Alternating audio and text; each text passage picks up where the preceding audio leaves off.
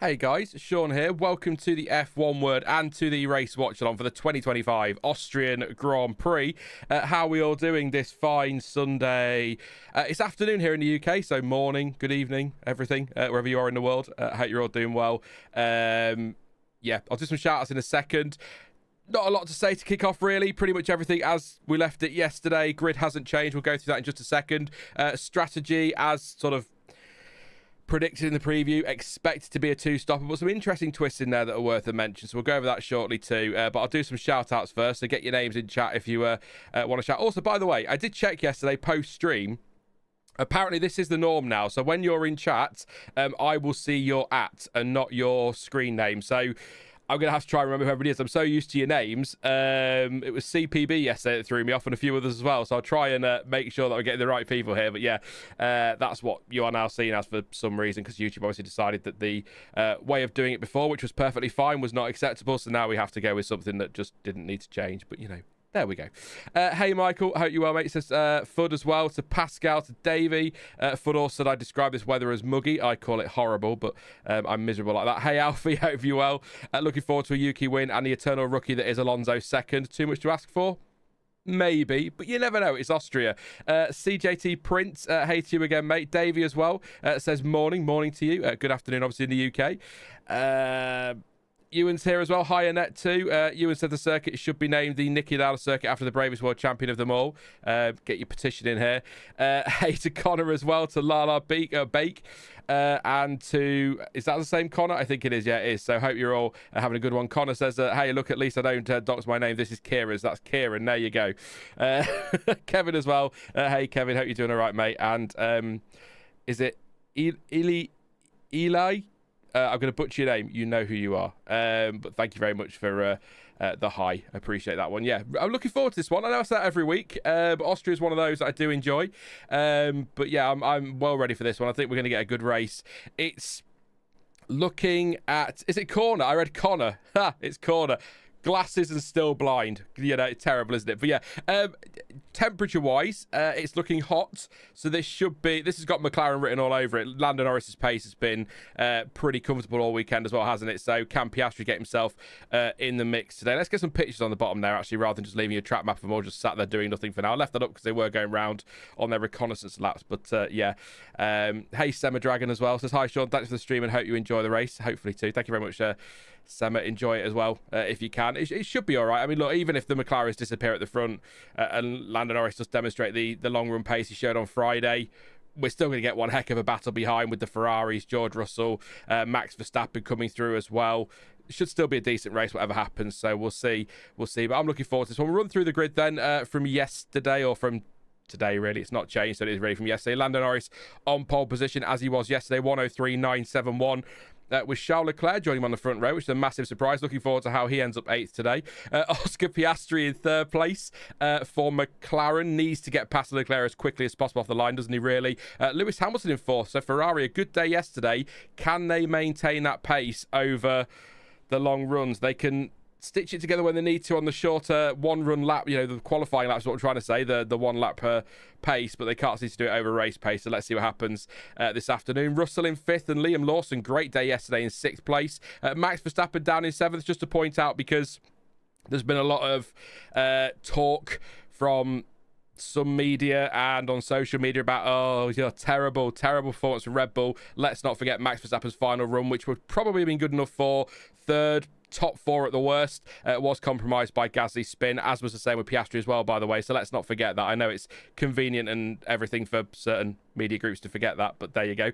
Gabriel Bortoleto in 8th place. Stunning performance yesterday from him, hoping for points. Come on, Gabriel Bortoleto. Kimi Antonelli down in 9th. He was caught out by letting in a Racing Bulls through yesterday. Didn't make it to the line for a final run, so he was disappointed. Pierre Gasly 10th. Good day for him in the Alpine. 11th for Fernando Alonso.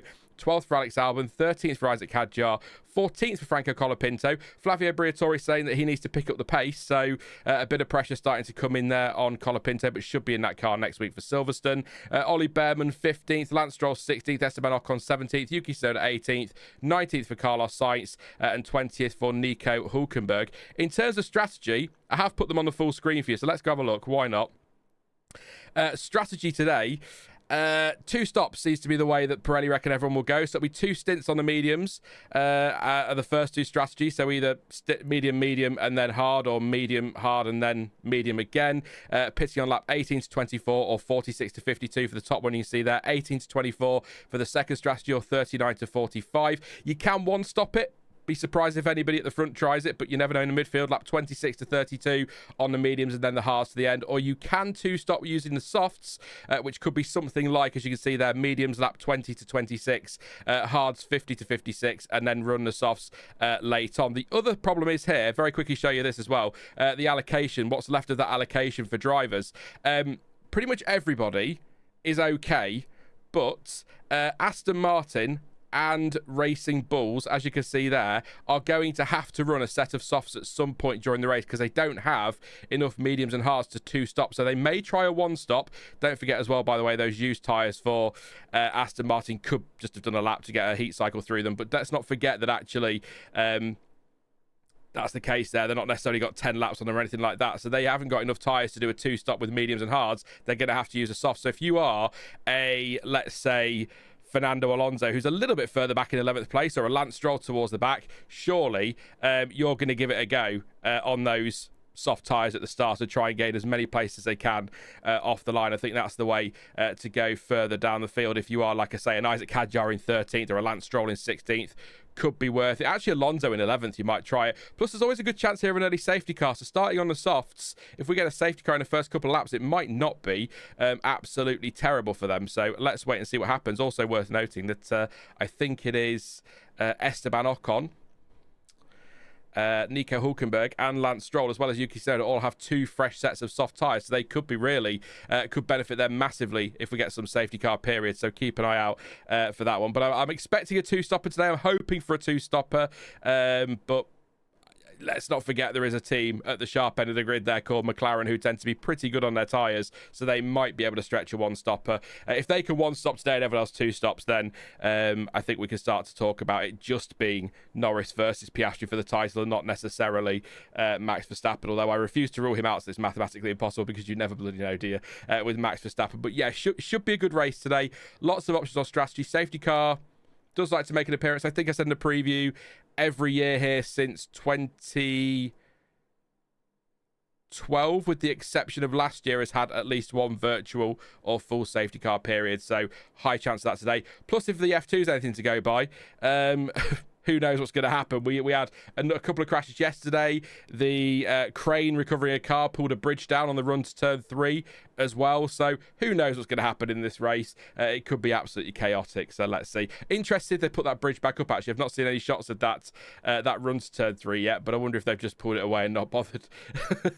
It was the Qatar Airways one, if you know what I mean, on that run to turn 3 that was ripped down by a crane yesterday. So there you go. As always, get your questions in. We'll do a bit of Q&A for the next sort of 10 minutes before we get towards the start of the race, and then we'll go from there. We'll do some predictions as well, of course. We'd like to do some predictions. I'm going to keep refreshing the stream because my chat just gets so out of whack sometimes, and I don't know why, but there we go. Don't forget to vote on the poll as well. Who's going to win it? Norris, Leclerc, Piastri, someone else. I assume most people thinking someone else are thinking a Max Verstappen, for example. Some might think Hamilton, but we'll see. But 55% of you pretty comfortably saying that Norris will win this one. So if he does, I'm hoping it's not comfortable. I'm hoping we get a fight at the front in some way. So we'll see what happens. That run to turn 3, I said this yesterday towards the end of the stream. If you weren't here, I'll say it again. There is they're dancing. Austria are doing things again. The run to turn 3, again, not the same distance, but it's very similar to Mexico in that the leader is going to give everyone such a tow down there. So we could easily see 3 cars side by side into turn 3. So could get tasty up there. Let's see what happens. Don't forget, we've seen lots of incidents there over the years, from Verstappen and Norris coming together last year to Verstappen and Leclerc banging wheels there in the past. The 2 Ferraris colliding in 2020, was it? I believe, and even go all the way back to 1998 when David Coulthard went, was it 99? Might be 99 when David Coulthard went steaming in and spun his teammate round. Yeah. Stoffel P1, did he ever get a podium? Says Corner Wookie. I read it properly that time. Not in F1, but he's won stuff. He's won just about everything else. So just couldn't quite work in F1 for him, unfortunately. Farty Golf Ball says waiting for Hamilton being ordered to pull over for Leclerc in the last corner. Well, if he was quicker, he wouldn't have to, would he? That was a wink and a tongue-in-cheek comment, don't worry. All I want is no Haas screw up and maybe point, says Davey. Where are Haas today? Good question. 17th and 15th. Tough day for them. But we've seen, haven't we? We saw last weekend or last race, Ocon able to do what not many people thought you could do and make the one-stopper work. And he picked up some fantastic points after some great time management early doors in that really long first stint. So actually, who knows? Who knows? He might do something. Yeah, Rosberg and Hamilton last lap in 2016. Yeah, I'm going to say it again because it's the British Grand Prix last weekend. I went to the British Grand Prix after that Austrian incident, and there was a banner there, and it was just a banner that just said Nico right turn ahead or something like that, just to remind him that he had to turn the steering wheel to go around the corner. One of my favourite banners, that one. That was quite funny. It was also quite hilarious the other week watching Sky going back to that and trying to get Nico Rosberg to analyse the incident and how Rosberg was sort of awkwardly trying not to talk about it, but had to in the end. Pascal says up the hill in turn 3 could be chaos. It could be F3. F2 was chaos up there, wasn't it, yesterday? Didn't catch the F2 race this morning, and then I saw the result and I was like, never mind. Rosberg and Hamilton last lap 2016. Yep, we've said that one. Do you think Red Bull should swap Tsunoda for Lawson? He seems quite talented, said Annette. I think Verstappen ought to go to Racing Bulls. He might have a better chance of the championship down there. Let's be fair. It's quite a... Yeah... Quite incredible. I know that Verstappen didn't get his lap in. I get that. But to be the lead, the Red Bull car being a Minardi, the lead Red Bull car being a Minardi is ridiculous. Hey, surprises, no. Hope you well. Says morning all. Yawning. Tired. I didn't sleep very well last night. It was horrible sticky last night. That horrible. Yeah, not even... I've been abroad to hot countries and it just doesn't bother me, but here it's just totally different. It's sticky and horrible. I'm not going to moan too much. You will hear the fan in the background, but that's because it's even hotter today than it was yesterday, so it might be a bit louder, so apologies. But yeah. Neither did the pizza man. Yeah, Piastri didn't get his lap in either. There were a few. I think Hadjar had a problem on his lap too. So that's why he's down in 13th. And I think Carlos Sainz had all sorts going on with his car that just didn't work. But a lot been made about the sudden rise in temperatures yesterday, maybe affecting Red Bull. But it's very difficult because, and I don't mean this to be catty, but Yuki Tsunoda 18th is hardly shocking. And Max Verstappen was compromised on his final run where he would have probably been top 3 best, top 4 worst. So I'm not convinced that was quite the disaster that certain people are making it out to be, but there we go. Who else up for a curry later after the race? I was thinking about that, farting golf balls. I'm thinking about doing one, but then I will be farting golf balls. So there you go.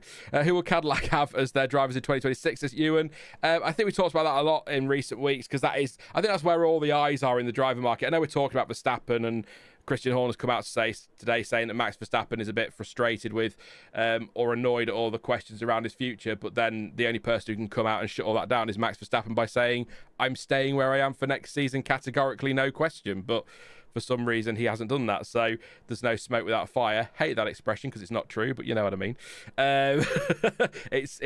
Shut it down then. That's the answer there. But I think look, I would go, I've said it before, Perez and Bottas, mad experience.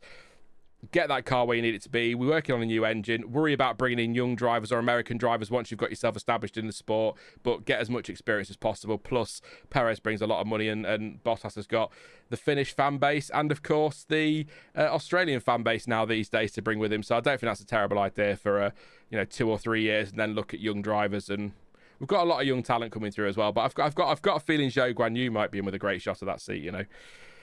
Annette had curry for tea. Is it true? Is it true? Here we go then. This is non-F1 related. We're talking curry and heat. Is it true that curry is pretty good for you in hot weather? I read that somewhere. I might be talking nonsense. Sean, Google exists. Yes, but I'm live. Hey, RC, hope you're well, mate. I'm doing all right. Just a bit warm today, but looking forward. Goodness me. But looking forward to this race. Hoping for a cracking George Russell result, obviously today. But I'd love to come away with a Ferrari win today. I really, really would. It's not going to happen unless the two McLarens collide and everyone else retires. I should say, actually, Fred Vasseur is not at the track today. He has gone home for personal reasons. So Jerome D'Ambrosio is filling in for him today in his duty. So hopefully everything's all right for Fred. Yeah, hopefully all good for Fred. Also, some rumours flying around about Max Verstappen's engineer that I'm not going to mention because they are just rumours. But hopefully GP will be back soon. It'll be weird not hearing him on the radio today. So, yeah. Annette says you're talking nonsense. Is that on the curry thing? I don't know. I just read it somewhere. I don't know.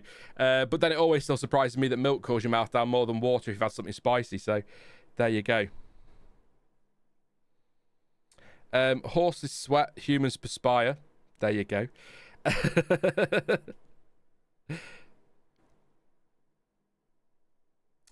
Here they think that eating and drinking hot food makes your insides as warm as your outsides. Ditto for winter and cold food, supposed to help you adjust. Maybe, but this is the thing. I don't want to go too Peter K on you, but when you're a kid and you're really hot and you're sweating and your mum's like, have a cup of tea, and you're like, what are you on about? Cup of tea. I want a cold drink. What's a cup of tea going to do? But apparently, anyway, it's just irrelevant. Who cares? But anyway, I just read it somewhere, so I thought I'd ask the question. Red Raven says, hello, Hangover Raven reporting. So that's your name for today. I take the curry about 4 litres of orange juice and an unhealthy amount of schnitzel, please. There you go. Apparently it's because it makes you sweat or makes you perspire. There we go. There you go. Spicy.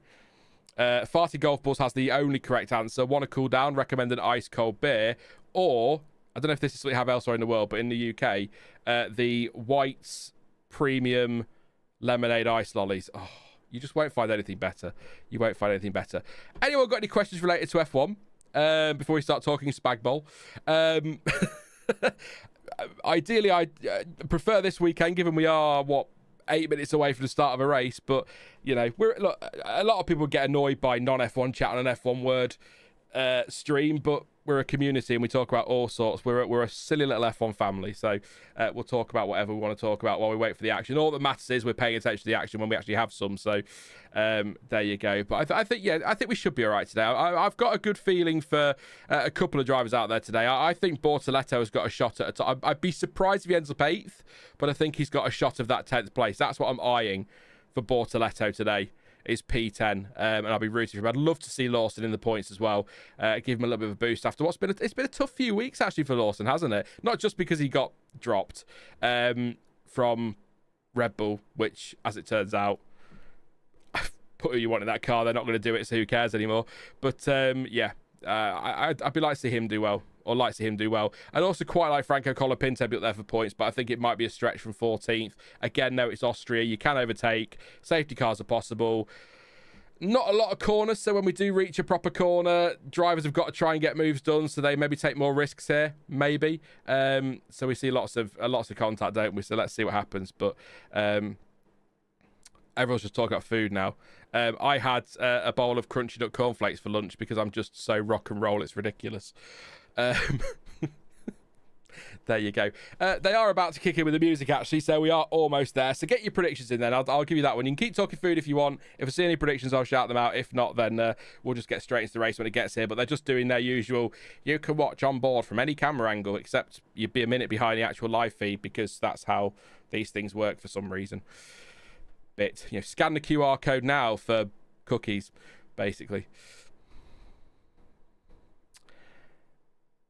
Do you think the personal reasons is just a PR move to hide the fact that he's been sacked? No, I don't think so, RC. For one, I don't think even Ferrari would sack a team principal the day before or the morning of a race. But it sounds, yeah. Yeah, I can't. Yeah, it's definitely personal reasons. It's definitely personal reasons. I'm cheering for Chuck, says Kevin. Piastri and some other dudes is what CJ Print is going for. James says, hi there, everyone. I hope you would enjoy the race. It's going to be an incredible race. Thank you, James. Hope you enjoy it too. Fud says, Hamilton, Norris, Leclerc, D'Ambrosio's success adds more pressure to... Imagine that. Imagine we can work with a dominant Ferrari 1-2. That would be crazy. That's going to be a mad week leading up to Silverstone, isn't it? That'd be cool. Oscar, Lando and Max for Annette. Alfie says, Annie, I think Oscar is an honorary Finn. They love hot stuff. There you go.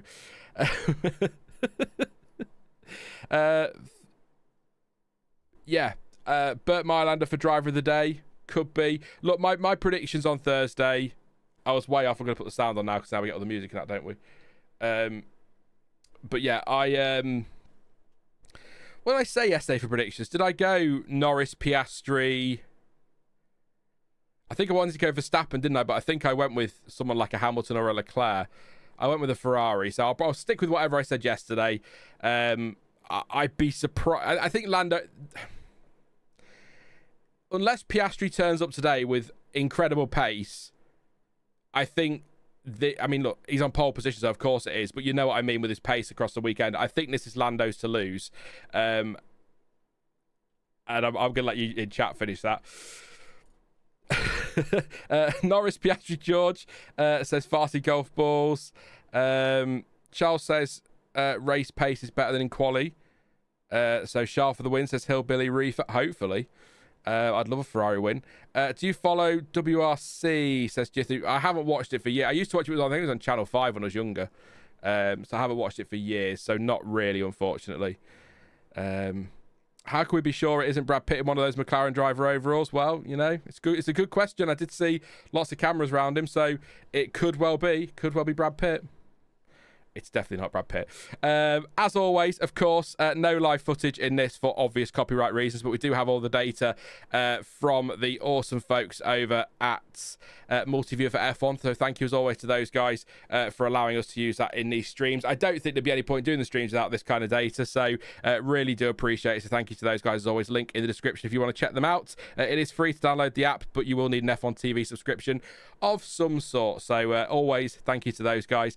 Drop a like on the stream as well if you could. That'd be fantastic. Love to get to 100 into triple figures for the race. That'd be great. And also subscribe if you're new as well. Lots to come. There'll be a video from Thomas tomorrow. Talk about that later. And then of course to build up to the British Grand Prix. But your starting grid for the Austrian Grand Prix: Nico Hulkenberg starts last of all with Carlos Sainz in 19th place. Not happy after yesterday at all, Carlos Sainz.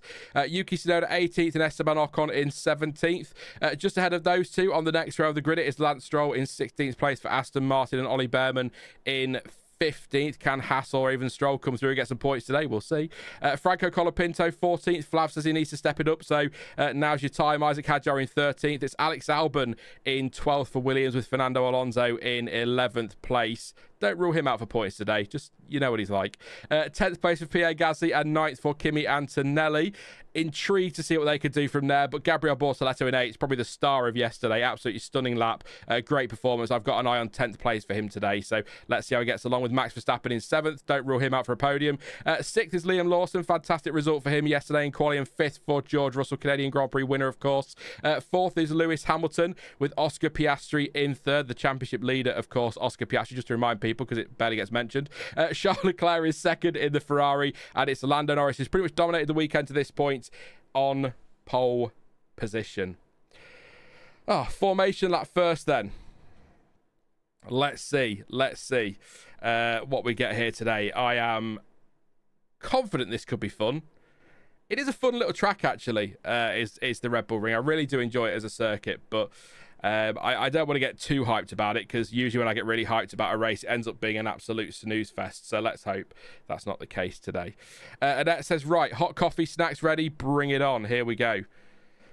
Is it hot chocolate weather yet, Annette?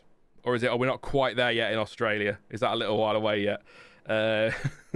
Nice cup of cocoa. Why not? How can we be sure it isn't Brad Pitt? I've read that one. Let's go, Russell and Kimi for Mercedes. Good luck watching for the Philippines. Says Pimental Paul. I think you just subscribed as well. Thank you very much, Paul. Really, really appreciate your support there. The formation lap just about to get started. It does count as it actually starts as it counts as the start of a Grand Prix, even though you can't overtake it. It's not really, is it? You just get your first lap under your belt.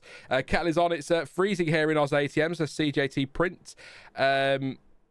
Yeah, I'm jealous. I might just follow the winter around the world, and then maybe I might be happy for once in the weather. You never know. Just follow the winter wherever it goes, or live on one of the poles. Why not? Because it'd be a bit much. I bet the internet's dreadful.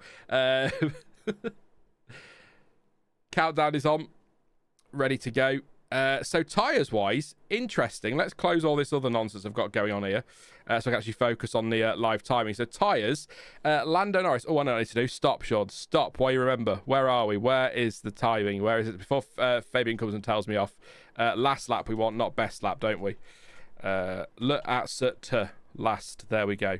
That should all be okay. Brilliant. Yeah, Lando Norris all the way down to Kimi Antonelli. So first to ninth are all on the medium tyres. Pierre Gasly starting on a set of used softs, which is interesting. Alonso's gone with a set of used mediums. They've only had one lap on those used mediums, though. But Gasly's had 3 laps on his softs. So they've had a good run, those ones. Alex Albon on the mediums, a new set. It is new sets of softs. I did suggest this to Hadjar, Colapinto and Bearman. So let's see what they could do from there. Stroll's on a used set of mediums. Again, only 1 lap. Carlos Sainz is stalled on the grid. What's he saying on the radio? The car is stuck in first gear. So a nightmare for Carlos Sainz. Will that result in a delay? It's quite a short lap here. So it's whether or not they can get this car either going. Or I do want to... we may have to rewind. I have a feeling... I don't know if the marshals touched that car. If so, there might be a problem. I don't know what that means for Carlos Sainz if they did touch that car. They may have to just put... I'm just going to rewind I know I shouldn't really rewind a live race, but I'm just intrigued there. I don't know what the rules are here around this. I know mechanics can't touch the car, and marshals aren't allowed to help you with Hulkenberg.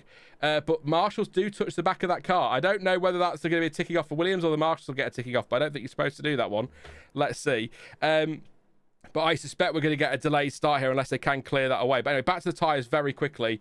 Austrian Grand Prix had its contract extended to 2041 as well, by the way. Aborted start, thought that was coming. There you go. What was they? Ocon on a new mediums for Tsunoda, new mediums for Sainz as well, if he ever gets anywhere, and new softs for Hulkenberg. Sainz either... I'm not... Does he drop a lap down if there's... No, it can't do if the start's been aborted, can he? There we go. So they are going to push him away. I feel like that should have been done 10 minutes ago. And now we've got Lando Norris coming around to the grid while marshals are pushing Carlos Sainz's car. This is absolutely ridiculous. I know the cars aren't moving particularly quickly, but that's not the point, is it? That's just so ridiculous. Oh, dear. And now he's going. There you go. But I don't know what the rules are around that. The race hasn't has started, but we haven't actually had the red lights yet, so maybe that's okay. I don't know. But now Carlos Sainz is going. So it's an aborted start. The marshals have pushed the car while cars are coming back round to the grid. I mean, surely you just push him into the pit lane. I mean, it's not a destroyer's race if he has to start pit lane rather than 19th, is it? But there we go. Who knows? It is an aborted start, so now we sit and wait for Carlos Sainz to get all the way around. If it's an aborted start, that means that do we lose laps on an aborted one? I think we do, don't we?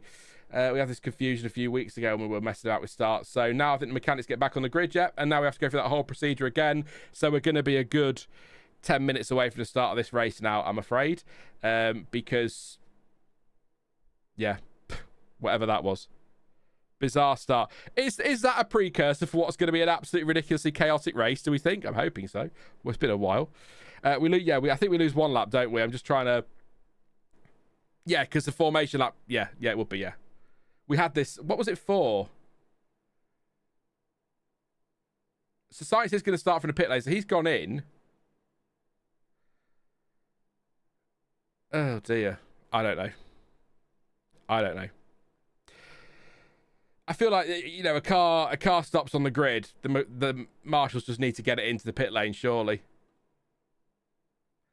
If he's starting there anyway now, they may as well have done, haven't they? But anyway, he's in the pits. He'll start from the pit lane. His grid box will stay open. They won't close it up now. There's a lot of smoke coming off the back of that car, you know. Is it his brakes? The brakes are on fire on the car. Huge fire at the back of the car with the brakes, actually. And mechanics have run past that. They should be all right, though. They're going to try and cool them down, but I feel like a fire extinguisher is needed. There we go. Brakes are on fire. This is madness. Madness at Williams. What is going on?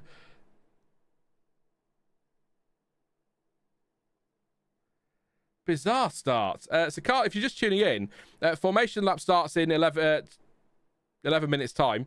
But the Carlos Sainz stalled on the grid. I got stuck in first gear on the grid. Then got left there for about 30 seconds. Then the marshals decided to push him. Then he got going, came into the pit lane, and now rear brakes are on fire. I mean, and it's a lot of smoke coming from that car as well. That is it's something under the engine cover on fire. I think something under the engine cover's on fire. It is. So much. It's hot out there, by the way, as well. It's 30.3 degrees, 50.8 track temperature. Yeah, that car is a mess. I think that car is probably... I mean, do we think that'll start?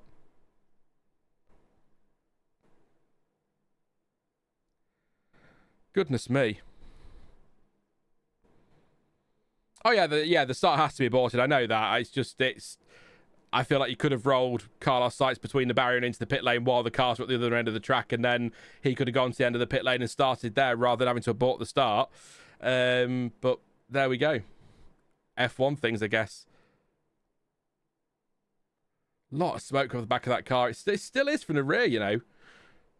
Not even the brakes, it's the engine cover. So is that Carlos Sainz's day over, do we think?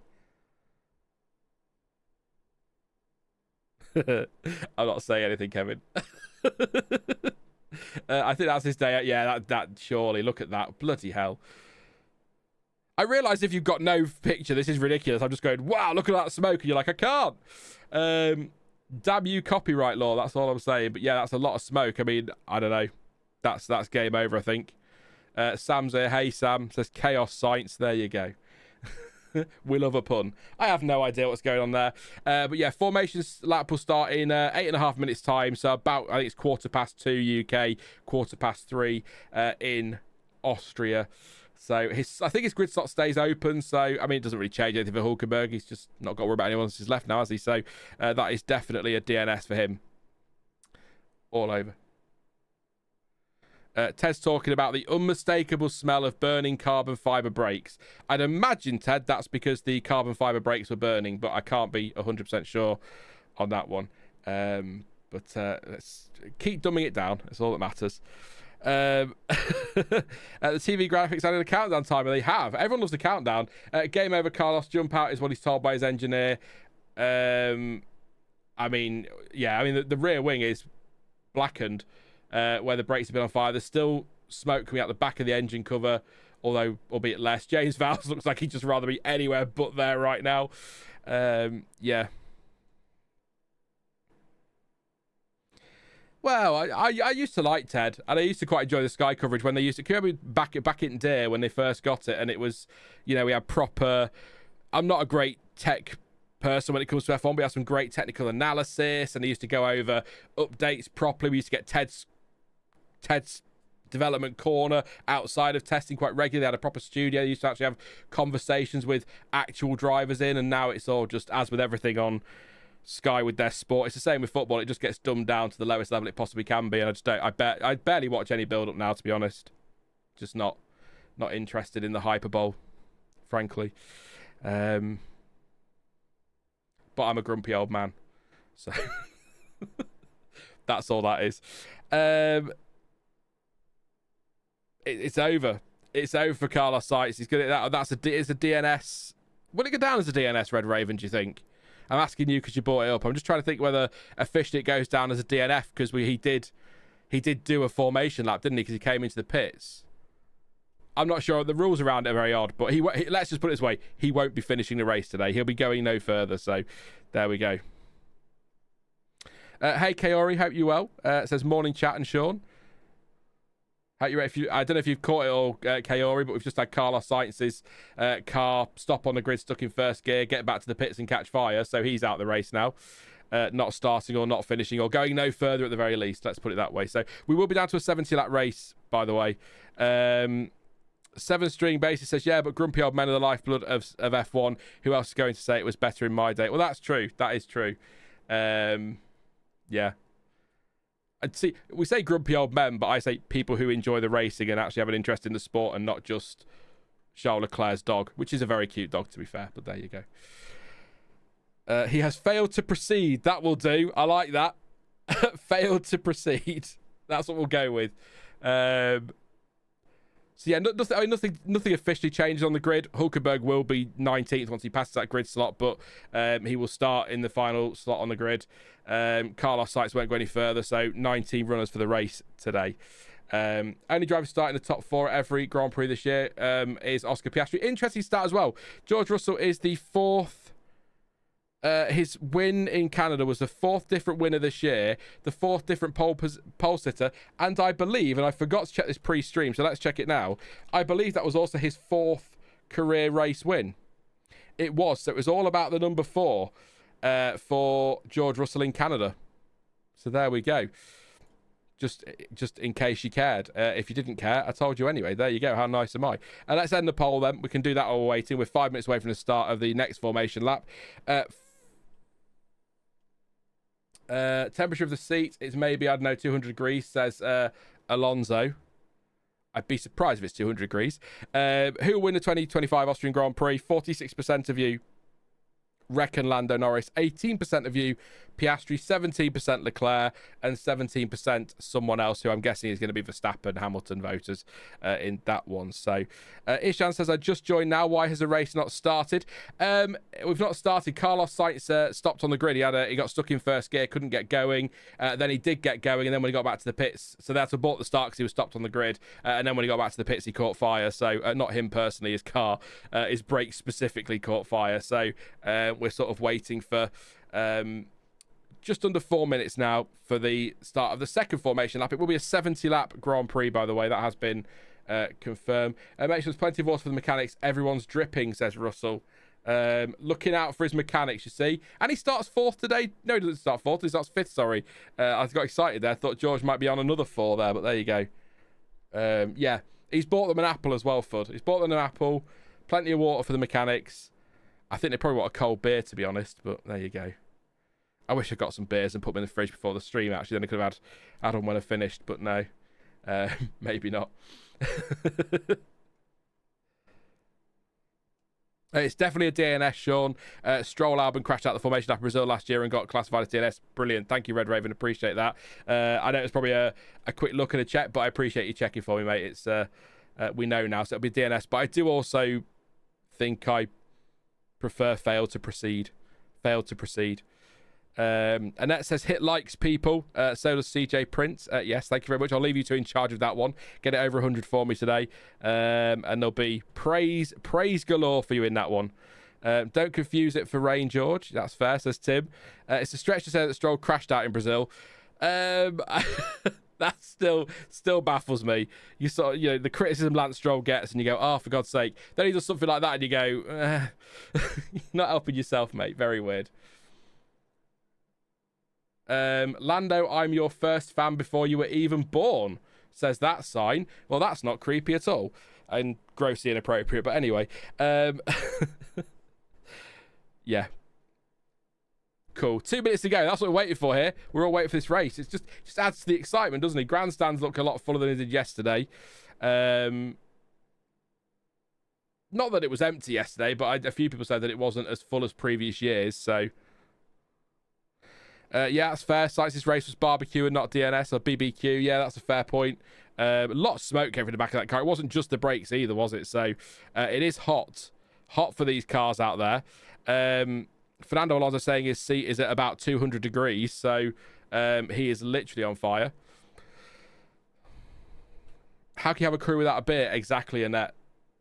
I've got into red wine lately. I went round to my sister's a couple of weeks ago and we had 4 bottles between us and wondered why we can't remember much from the night. There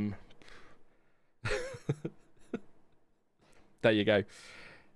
Just another 10 minutes of ads for F1. Yeah, let's get some ads in. Do some more ads. I never got to check that one that Clanton was talking about, the Lulu lemon one. I need to check that one out tonight. I meant to do it yesterday and I forgot. Yeah. Failed to proceed was Rolls-Royce term for a breakdown. Is that the same as SpaceX's, what is it? Like unexpected. I can't. What do they call it when one of their rockets explodes? They don't say it blew up. They use some really weird jargon that makes you sort of go, cool. That's all PR.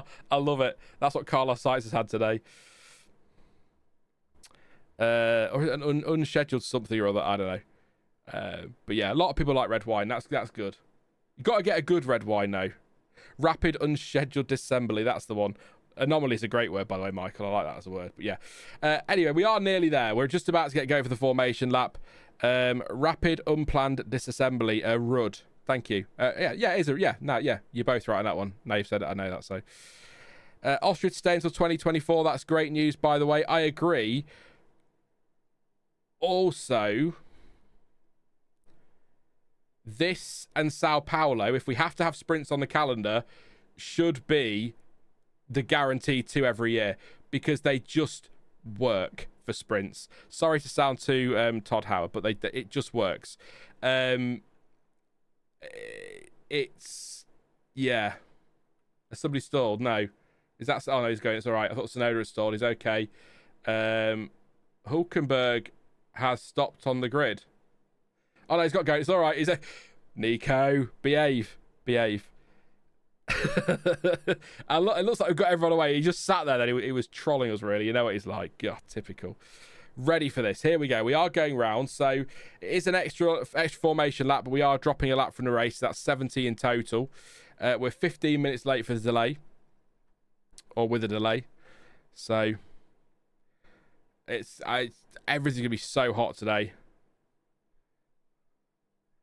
Oh, this could be... I don't know. I've just got a feeling that Leclerc could be leading coming out of turn 3. Just a feeling. Doesn't mean he'll stay there very long.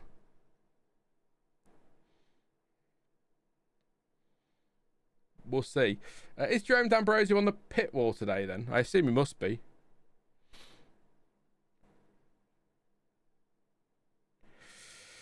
Just a reminder, top 9 on fresh mediums. Gazzy on a used set of softs. Alonso on a used set of mediums. Albon on a new set of mediums, sorry. Used softs for Hadjar. New softs for Colapinto and Bearman. Used mediums for Stroll. Fresh mediums for Ocon and Tsunoda. And fresh softs for Hulkenberg. Although, I say fresh, everything's now got 2 laps on it, of course, because they have done 2 formation laps. But not at great speed, so they should be okay. Critically for those on softs, it's more wear on these tyres. Yeah, I'd be intrigued to see how far they go. I wonder if they've done that just because they are focusing on maybe an early safety car in the first sort of 5 to 10 laps or something like that would be really helpful there. So, here we go then. Cars are lining up on the grid. Max Verstappen in that really lovely orange helmet. It's not really all orange, is it? It's a really nice dark blue and the orange on there. Love that helmet. Yeah. I was just waiting. Filler.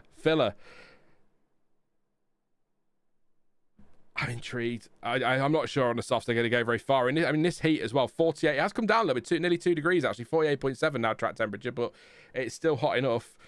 Quite a shortish run to turn 1. It's really that run to turn 3 we're keeping an eye on, isn't it? So,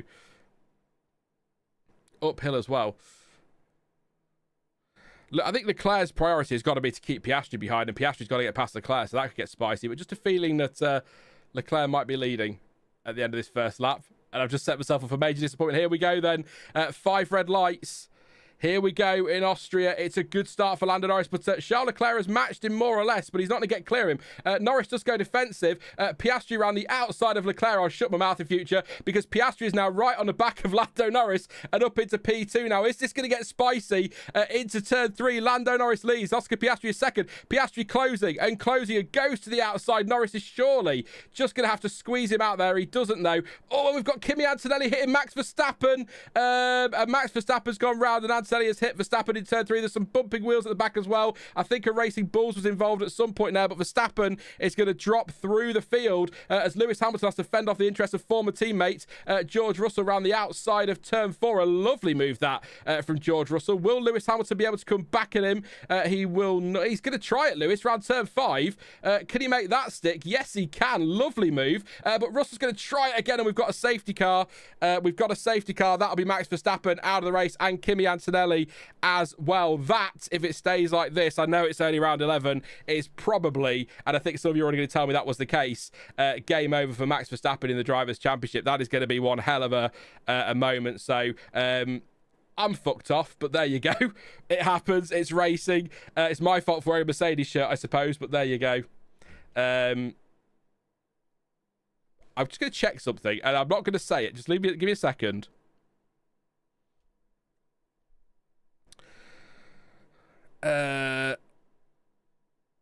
that would move, if Russell stays where he is, that moves Russell to within 9 of Max Verstappen. And if the rumours about an exit clause, if he drops out the top 3 are true, let's see. That's all I'm going to say on that one. I don't want to speculate about his future as he walks away from his car, but Kimi Antonelli just came in so hot. I think he was all locked up as well, wasn't he? Then straight into Max Verstappen. I think Antonelli talked to him. Max is like, it's too hot anyway, mate. I'm off to the pub. See you later. I'm sure he's not saying that. A bit of a nod. Looks frustrated, disappointed, but there doesn't be any anger there between the two of them. But Antonelli, he just seemed to come in quite hot there, didn't he, up the inside? We've seen a few incidents there this weekend. Yeah, game over for him. Great start, by the way, for Pierre Gasly up to 6th place. I know 2 cars are out, but he started 10th. That's still a great start. Bortoletto still 8th as well. I'm sure there was a Racing Bulls involved there somewhere. Not necessarily causing the incident, but getting caught up in it. Possibly would be Liam Lawson, wouldn't it? So let's have a watch then. So down to turn one. It was a good start from both the two at the front. But Oscar Piastri got a really good run. Nice little toe, briefly, I guess, off Norris, but then he goes around the outside very nicely of Leclerc at turn 1. We've got Hadjar off in the background as well, and Yuki Tsunoda banging wheels with Lance Stroll. I don't think we really care about all this bit. We need to see what happens up at turn 3. But yeah. So yeah, Norris covers off Leclerc. Maybe that compromises Leclerc a little bit as well. That allows Piastri through. Oscar Piastri did have a look around the outside of Norris, but thought better of it, which I think was the right thing to do. And then we're going to see. So Verstappen goes to the outside, then has to back off to not hit the back. Oh, look at, Antonelli's way too hot in there. He does hit Lawson as well, yeah. He does hit Lawson, caught up in that one. But that was absolutely 100% on Kimi Antonelli. And he's just coming way too hot there. Way too hot. And bang. Nothing. Verstappen, it's not like Verstappen left no room on the inside either. So I'm out. I got hit like crazy. Flipping idiots, he says. Yeah, that was 100% nothing to do with Verstappen there. He couldn't have left any more space on the inside. He's all the way on the outside.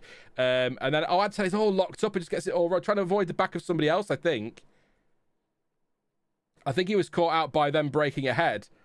And then he's got it all wrong, locked the rears, and then straight into Max Verstappen. So, yes, he was taking evasive action, but that is 100% on Antonelli. So, yeah, he's caught out by how slow Lawson is going into the corner. Then he gets all locked up, and then, yeah, well, some of you might argue that's an opening lap incident, but if the stewards want to take any action, that's only going to go one way, isn't it? But they might not. Like you say, they might call it just a first lap crash, but if they decide they have to take action, it's not going to be Verstappen or Lawson to get anything there. It will be Antonelli. So we'll see what they decide, but it won't be decided till after the race, and it won't be a penalty till next week anyway. So it might end up being a first lap incident, but still frustrating for Verstappen. So Sean grumpy for the rest of the week now. I don't feel it quite as much as I did my Michael Schumacher days when he retired and I'd be foul all week. I'm a bit more mature now, so I've grown up from that. So now I just sulk all day and don't make it last a week. They have noted it up at turn 3, by the way, but again, even if they want to investigate, it won't be till much later on anyway. So safety car is coming in, so we'll put the green flags back on. There we go. Nice chaotic start. Carlos sights his car on fire. Verstappen and Antonelli ploughing into Verstappen, nearly taking Lawson out as well. We are down to 17 runners. I'm already wrong on predictions, but we are go again in Austria for take. What I think are we classing this as take 3? I think we will class it as take 3. Why not? Here we go. Lando Norris got a good start. He's already got half a second over Piastri, but that's a good drag to turn 3. So Oscar might get a go at him. We'll keep an eye on that. We're watching a bit further back at the moment as Alonso threatens those ahead. Colapinto, good start as well, up into 11th place. Again, we've had 2 retirees, but that doesn't mean anything. They are investigating that after the race. Piastri's too far back to challenge Norris. Is this going to be one of those nicely controlled days? Love that drone shot, by the way, at turn 3. Everyone going to get through there. We've got Colapinto side by side with a Haas, and they've bumped wheels on the exit, but they are both still going. We often see that at turn 3, don't we? As Alex Albon is threatening Pierre Gasly for P6. And we've got George Russell having a look at the inside of Lewis Hamilton. Are they going to come together? Not quite. That wasn't far off a bit of contact. Steady on, George. Will he have a go to turn 5? Hamilton's gone defensive. George Russell is quicker at this stage than Lewis Hamilton, it appears. But George Russell is feeling a bit excitable here. Fancies a go at Lewis Hamilton. There you go. Didn't quite. He stuck his nose in there. Didn't quite. Just thought better of it, I think. But yeah, still quite bunched up out there at the moment. Pierre Gasly, by the way, on the softs is the highest soft runner. P6. We're watching here as Colapinto goes up the inside of Ollie Bearman, and then there's a little. I don't think it is a bump of wheels. Actually, I think it's just that that sausage curb on the exit sometimes makes it look like cars have bumped into each other when actually it's just the car going over that curb. So we have got DRS enabled, so George Russell will have it. We've got everybody pretty much in the field is going to have DRS here. It is pretty close out there between them all, so this could be, hopefully don't cancel each other out too much. Piastri is still within striking distance of Norris. Russell says, Lewis, just close the door under braking. Let's not whine. Let's get racing. Come on. Let's get on with it. Ollie Bearman gets back ahead of Franco Colapinto as Max Verstappen moves back to the paddock. I'm a big Max Verstappen fan, love him to bits, but with all due respect, we need to be watching the racing. Thanks again with Kimi and Antonelli. We can watch them walking back to the pits later on. Let's see the cars on track. Thank you very much. The director was listening, Sean. I've got a direct line. There you go. Who do you want to see next? Let's go see what Carlos Sainz is up to rather than a racing. So Lando Norris is still leading 6/10 clear of Piastri, who has got DRS over his teammate. So I just check out a message come through there. It's just a reaction from Mia, sister. That's all right. All good. Not a race reaction. She won't be watching it. It's just go around in circles. What's the point? It's fair. It's a fair point. But Piastri a little further back actually this time, so he's not going to be... no, he's about 10th closer. He was 9 tenths behind last lap, so he is going to close in. The trouble is, getting through, you'll get through, but then you immediately got DRS, under threat from DRS from the car behind, so intrigued here. So at 109.8 for Norris on the last lap, 109.9 for Piastri, a purple first sector as Oscar Piastri closes in and has a look up the inside line of Norris. He's not going to get in there, just a little peek. I thought he was going to go for it, but he thought better of it. But why not? Just put a bit of pressure on him. They are pulling away now from Leclerc. 2.1, the gap off the lead now. Leclerc 1.6 to Piastri. I just thought Oscar had gone for it there, but I think he was just having a cheeky little look, see if he could unsettle his teammate, but didn't happen on that occasion. But everything clenched there. Mainly because Ferrari were running 3rd and 4th. So if those two crash, who knows? It could happen. It could happen. Red Raven says Hamilton seems to be half a second a lap off Leclerc each lap.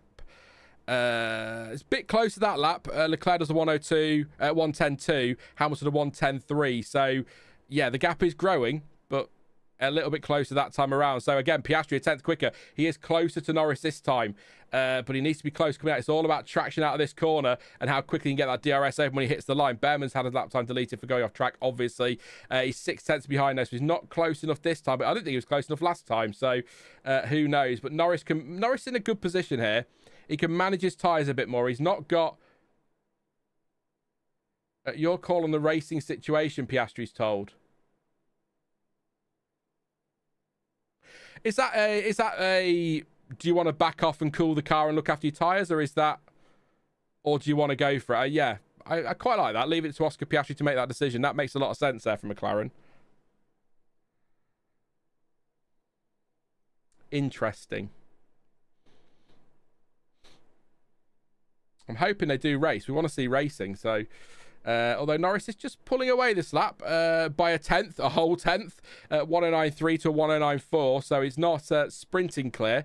Piastri's race pace better than it appeared on Friday, so I think that's a positive if you want to see some racing at the front today. So let's see how that... But like I say, Norris could be just managing things a little bit. I don't know.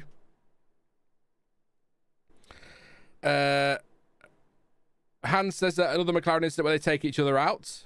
That's code for go for it. It could be code for go for it. I honestly thought he had gone for it at turn 4, and I was like, no, Oscar, don't do it. Don't do it, Oscar. Yeah. We want to see a McLaren. You know, could we, without getting too far ahead of ourselves here, could this end up being McLaren's Bahrain 2014 big squabble, or could it end up being McLaren's Spain 2016? We'll soon find out. Long way to go, though. 63 laps.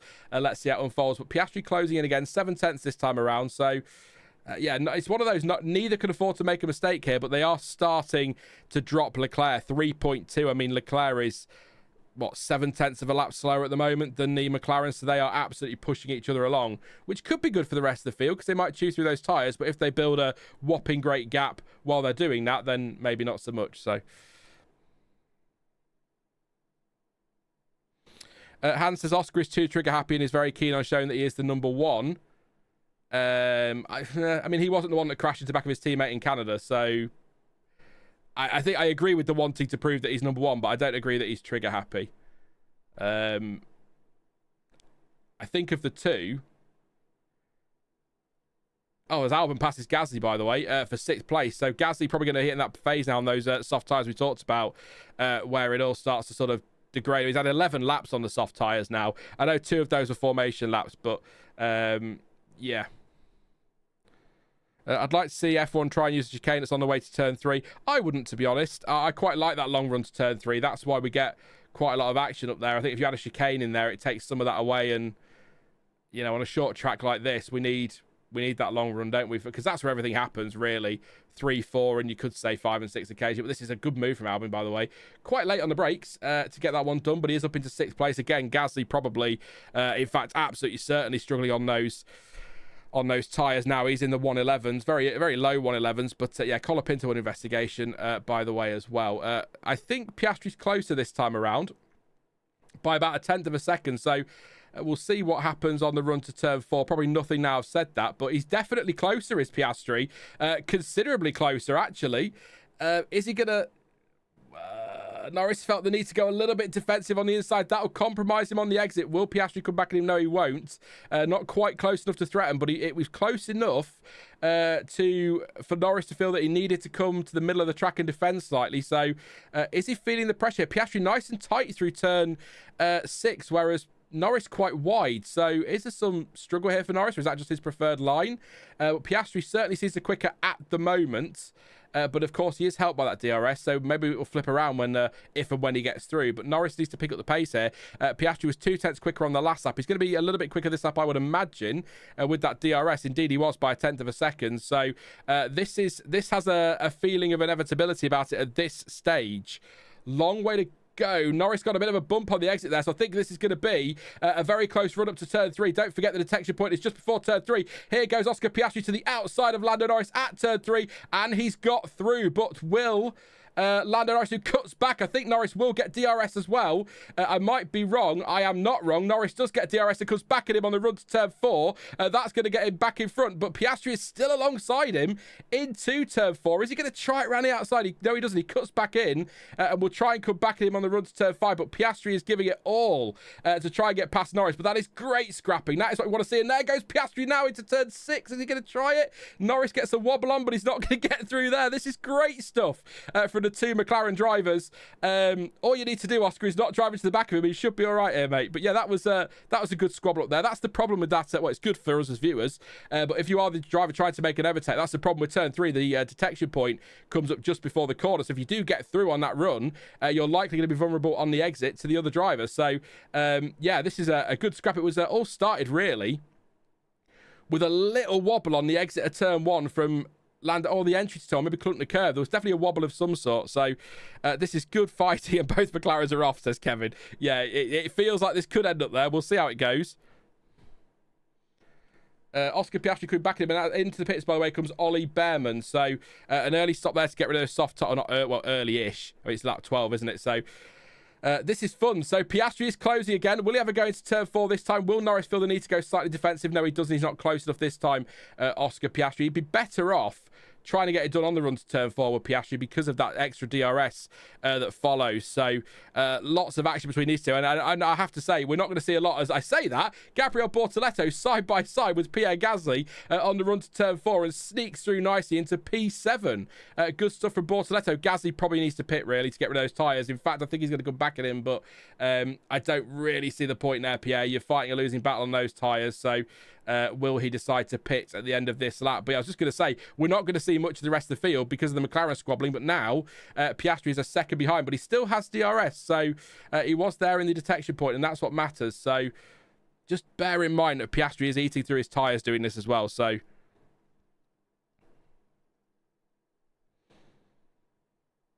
apparently some channels showing commercials during the race, which I think is just wrong. Shadow Maka says, I remember the commercial on TV, that's Jack. It's very weird how they've done this in the chat. I don't know why they've done it, but, you know, YouTube things, I guess. Gasly and Hulkenberg pit as well. So the soft tyres got those drivers a decent start, but it didn't really work out, did it, in the end? So maybe not the right way to go, but benefit of hindsight and all that. Could have been they had an early safety car. I'm surprised, actually, thinking about it now. We had that first lap safety car that we didn't have one of these soft runners in just to get rid of them. Maybe they didn't feel they were going to fall off quite as badly as they did, but there we go.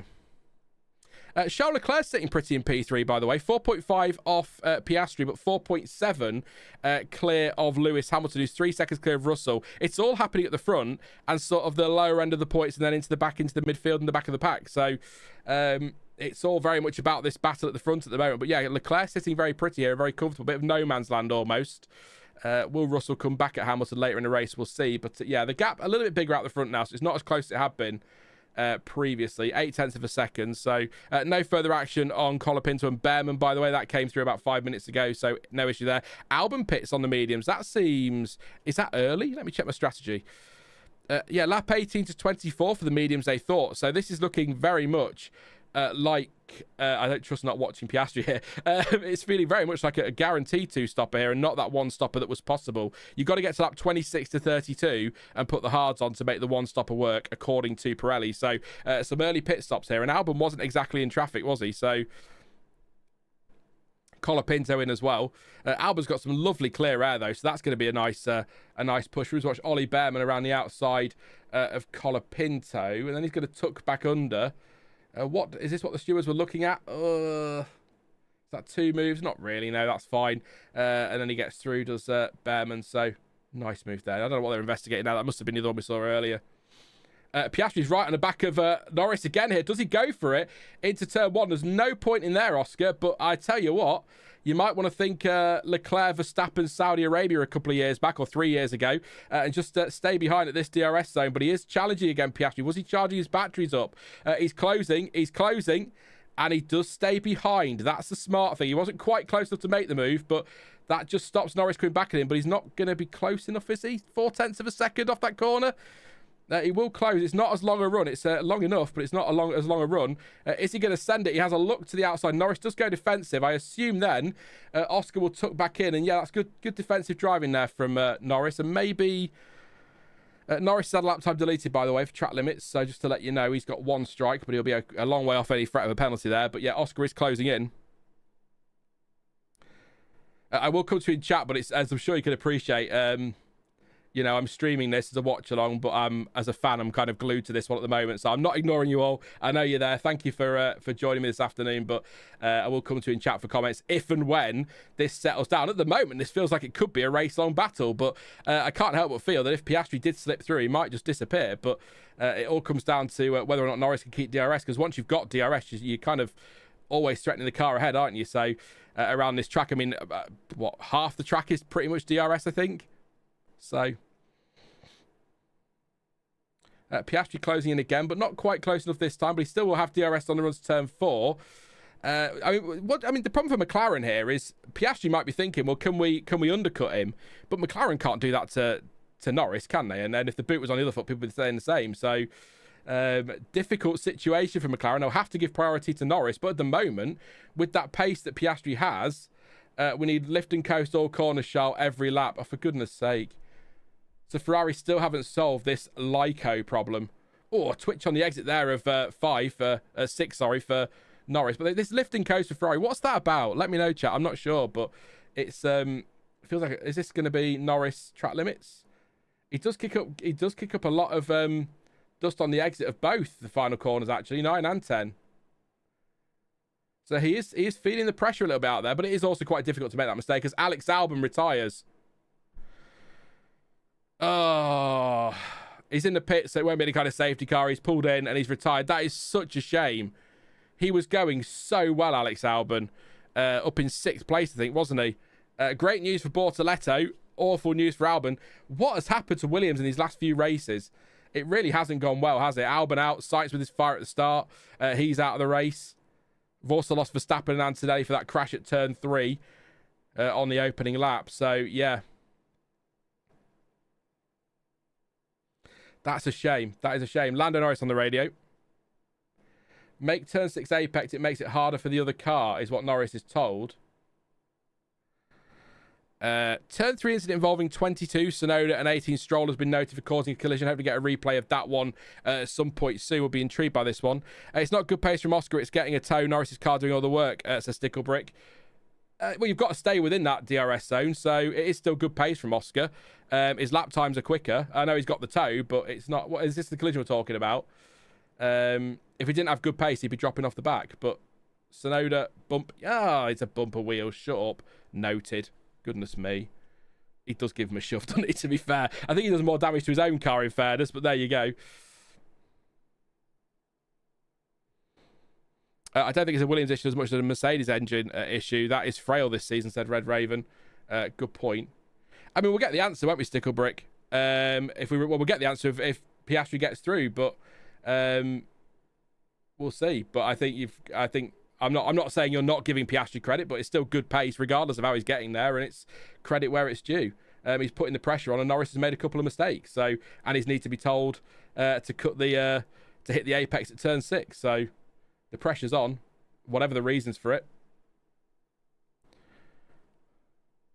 Yeah, there's definitely a shove there. 22nd average loss for the pit stops, by the way. So we're due stops any moment, really. But I can imagine some of these might want to stretch it a bit further, give themselves options later in the race. But yeah. So what is the gap? What are the gaps? So 20 seconds. Let's say 21, just in case you get a slightly slow stop. So the gap to Lawson is 21.6 seconds. So another lap, and Nick's McLarens will be clear of Bortoletto. Another couple of laps, they'll be clear of Russell as well. So maybe that's what McLaren will be looking at here. Leave this a few laps or let them pit first. That's the great thing with this kind of lead is you don't need to blink first. As Russell does pit, so there you go. That solves that for them. So now they can pit and come out behind Hamilton with a bit of clear air. So it makes a lot of sense.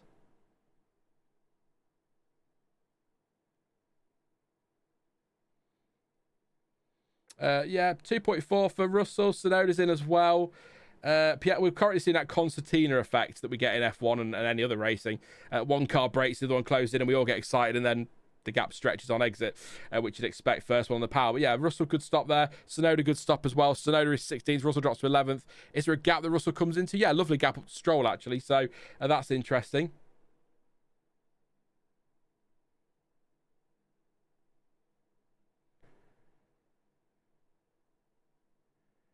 Norris being told that they've got the gap to Bortoletto, so if he was passed by Oscar, they would pit. If not, they'll keep going. So if Oscar gets passed, they'll then try and undercut him back, which I'm sure Oscar Piastri will be very happy about. But hey, there are two sides to the garage, don't forget. They are a team, but there's two sides to the garage. So they'll play their strategy as they need to. But here comes Piastri closing in again. 0.3 of a second the gap. Will he be able to keep that on exit? Norris has been pretty good on traction, actually, I think, from what we've seen. But yeah. Does Piastri... I mean, what does Piastri do then? If Norris would pit... Oh, Piastri sets up the inside. He's locked up as well. Nearly hit him. Oh, Oscar. There's no need for that, Oscar. Just keep your cool head and keep following and keep doing what you're doing. That was very nearly not fun for McLaren. Big lockup. Has that damaged his tyres? Could Piastri pit first then? Get rid of them. Norris has been told to box. So this is the thing, right? I know it's very difficult to know what the other driver's going to do when you are the other side of the garage, but it makes sense to me that Oscar could have sat behind that and now gone for the overcut rather than the undercut. But obviously he decided he wanted to try it into turn 4, or just got a bit hot, but a little bit nervous there. Would have been quite interesting if he'd ploughed into the back of him. It's his turn this week, and the next week Norris could plough into him, and vice versa. Hard tyre for Norris. So it's a slowish stop. It's a 3.1. Remember that time, chat. 3.1. Yeah, a numb bum. I love that. Yeah, very numb arse now, hasn't he? Rattling all the way down that straight. Oscar Piastri. There's Bortoletto. Yeah, he's okay, Norris. But I tell you what, any more time lost there, and Bortoletto was through. So that was a little tighter than it needed to be. So the gap, Piastri to Norris, is 19.9. So we need to monitor that one, and we need to remember 3.1 for Norris. So this, what do you do if you're Piastri? Let's see your pace in free air. Now see what we can do. have a flat spot, I have a flat spot. So they'll pit him then if he's got a flat spot. There's no point risking that. But yeah, this was a replay of it. So it probably looked closer than it actually was. He kind of went for it and then got a bit hot and locked up. Oh, it was close, to be fair. It wasn't looked closer than it was. It was just close. Piastri has gone on, which is interesting. So maybe looking at tyre delta. Slow on the left front for Lando Norris. Only, I mean, half a second, but that could be critical come the end of the race. Norris actually 19.5, so 0.4 quicker on that lap. So, do your safety car hang?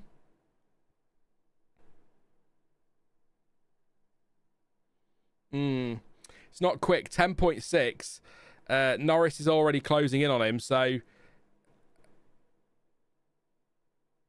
So he's told that it looks okay in data, the flat spot. But he says it's not pleasant, but it's okay. Like Sticklebrick says, num bum. In comes Bortoletto. Good stop for Sauber. At least it wasn't a minute as it was early stages of last season, of course. So, interesting stop because he's going to come out behind a squabbling Hulkenberg and Ollie Bearman. In fact, side by side with Bearman on the run to turn 3. So, not convinced that was particularly good from Sauber there, but... You got to pit, I suppose. But that's going to cost him time. Hopefully he doesn't lose too much.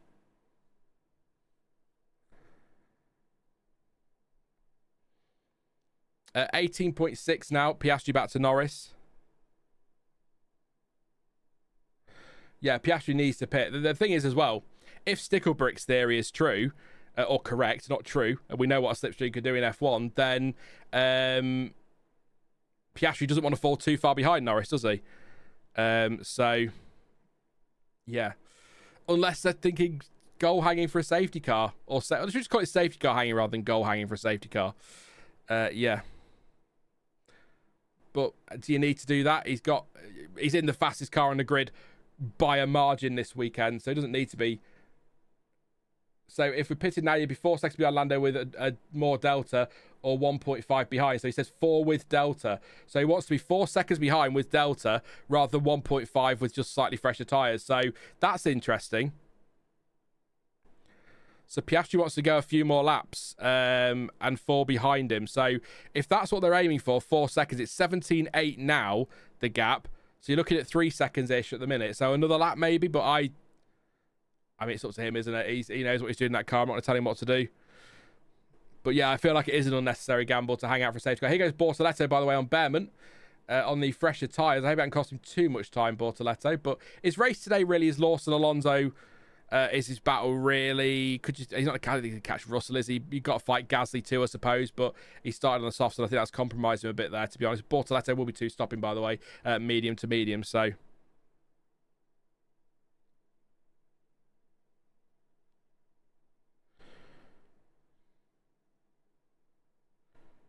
Yeah, just some reassurance there for Norris that Piastri's pace isn't really much. 17 seconds a gap, that's 3 seconds. So I'm guessing Piastri needs to be in soon. He's pitting this lap, in fact. There you go, box.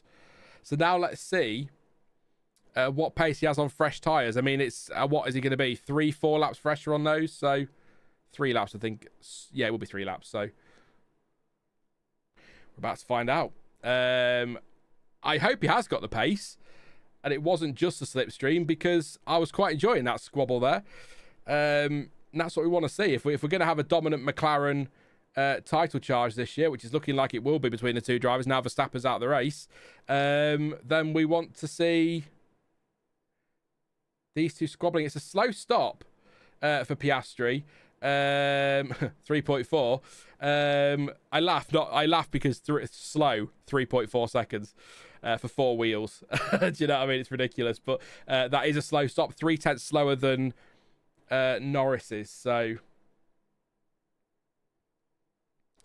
let's see. So he has got quite a gap then. So it's 5.4. 5.5 is the gap. It'll go up again, won't it? Because he's just exited the pit lane. So let's call it 6. Let's call it 6 by the time it levels out. It's 5.7, so... Oh, it's 5.9 now. There you go. 6. We'll call it 6 seconds. 6 seconds. I think Piastri went over the bumps as well on the entry that they've been trying to avoid at McLaren, so... Yeah, slow on the left front. Yeah. And slightly slow away as well, so... In come the Ferraris then. Leclerc obviously feels that it's time to pit. In he comes. Would they double stack the Ferraris? They can't double stack the Ferraris. Don't even take the risk. If anyone's going to mess up a double stack, it's going to be Ferrari. In comes Leclerc then from the lead, briefly.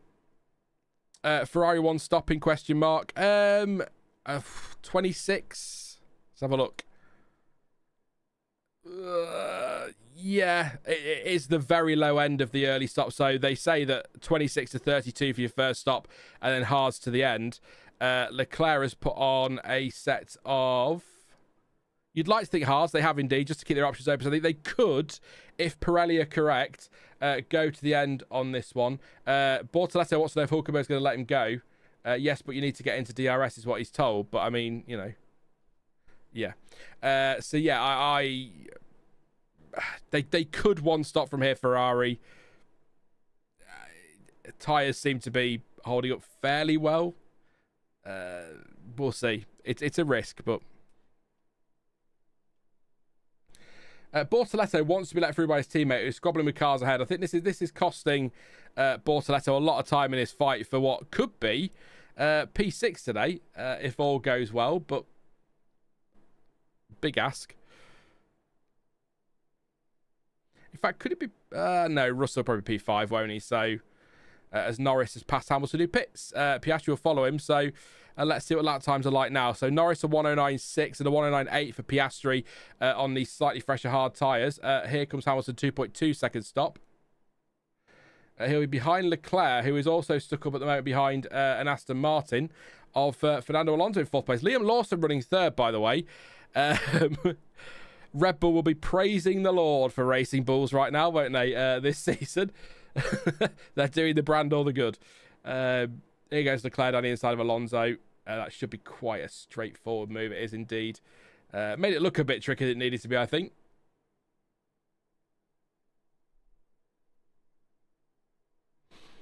I guess if you're Ferrari, I mean, yeah, the hand says one stopping is a risk. I suppose it is a risk if you're Ferrari in these temperatures and at a track like this, but they could put the hard on now and they can have the intention to go to the end. And if they get to sort of lap 55 and as a safety car or something, then they can then pit again, can't they? But they could go with the intention of going to the end and giving it a go. Here goes Bortoletto passing Pierre Gasly for P10 and back into the points. Oh, no, not quite. Gasly's come back in him into 6 and got a bit too deep in there, and then Bortoletto slips through anyway and takes the position. So there we go. And Hulkenberg still hasn't let him through, but Hulkenberg's pace is not bad, actually, through the traffic that he's got at the moment. So... How would Pascal feel about double points for Sauber? The manoeuvre in turn 4 with the front lockup was too marginal. We can't do that again, says Piastri's radio. I mean, is that the old famous papaya rules? Yeah, all right, whatever. I get it from a team point of view, but yeah.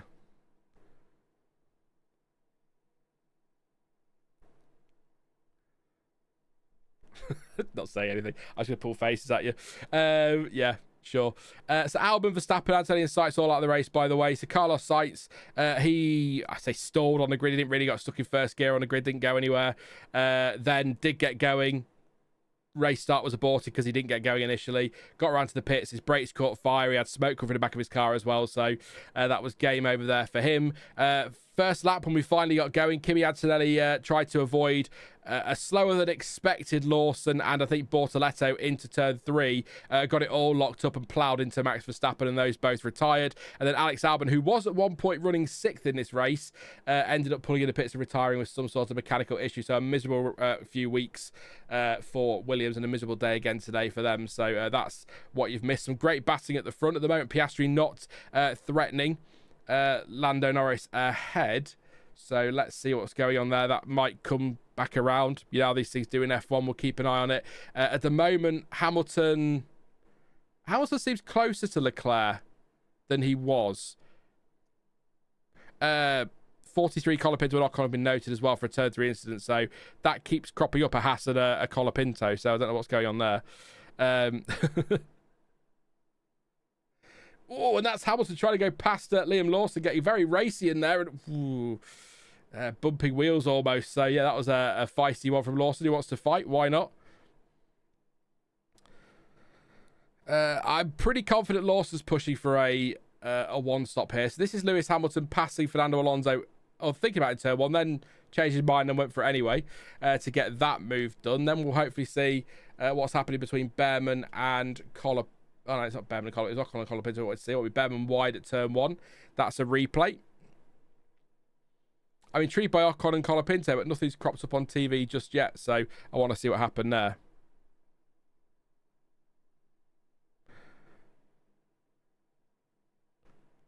Yeah. Haas, we've had 4 retirements for this race, so there's points on the table here for some teams.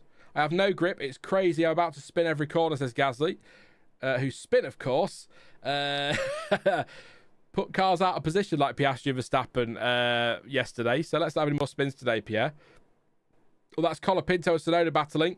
I think that was Tsunoda trying to get past Colapinto. And then Colapinto got back through. He will race you hard, will Colapinto. But a lovely tow here from Tsunoda, despite the fact Colapinto has DRS. But I think Tsunoda had a good traction. This is going to be close to contact. And it is contact. Saw that coming a mile off. Colapinto and Tsunoda crash.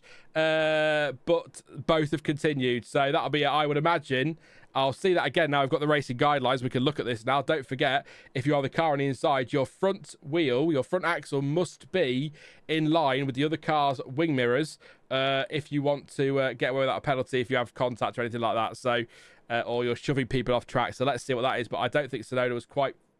Has Tsunoda got damage? I think he has. Here we go, though. So Tsunoda down the inside. No. Oh, nearly. Colapinto does put the squeeze on, but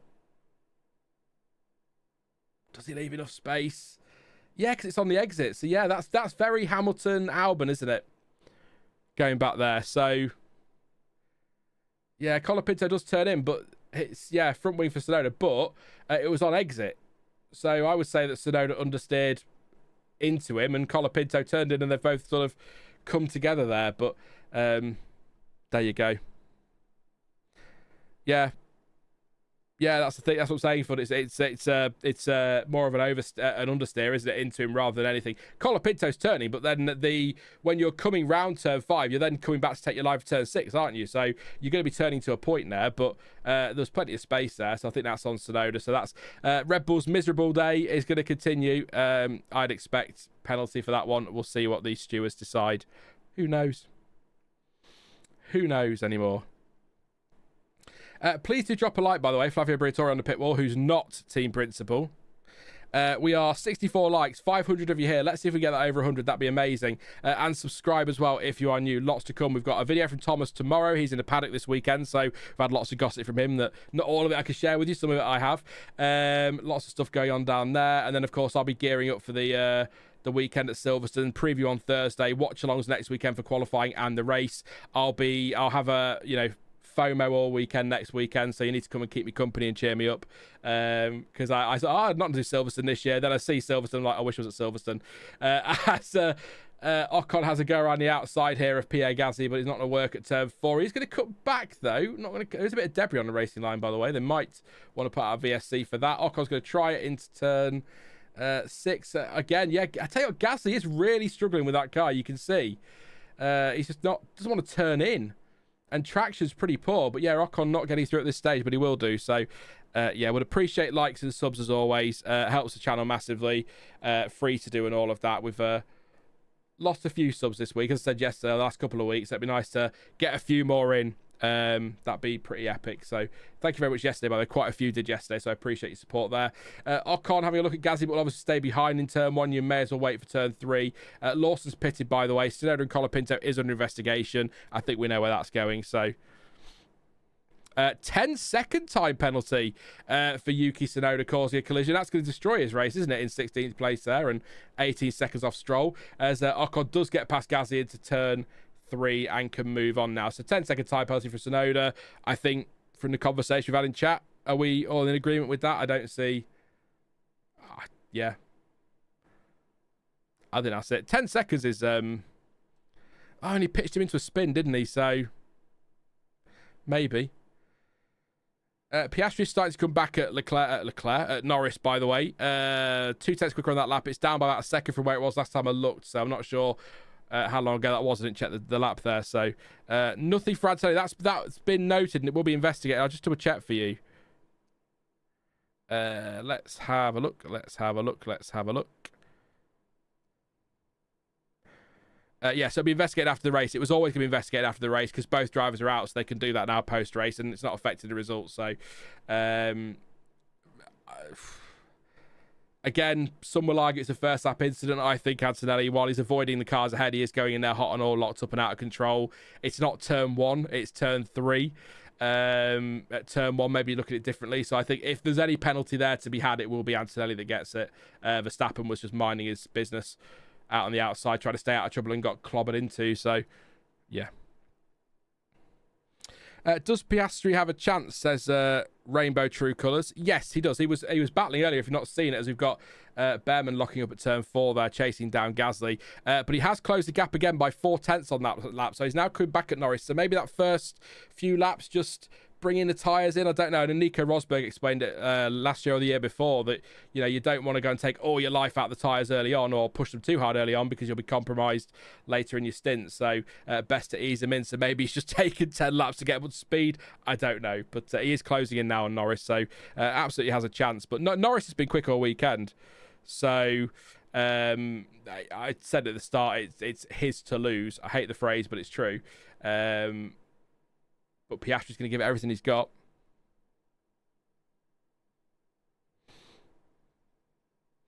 Mad says, I feel like McLaren aren't being subtle with their preference towards Norris. Norris got the car update despite Piastri leading the championship and then got laughed out too long to try the overcut. That's not strictly true. So Norris, both drivers were given the updates and Norris chose to go with it because it improved his front end, but Piastri went against it and wanted to stick with what he had. So both drivers had the same update, but Piastri chose not to use it and preferred the car as it was before, and Norris wanted to use it because it was better for him. So it's not, Norris has got the update and Piastri hasn't, but that was Piastri's choice, if that makes sense.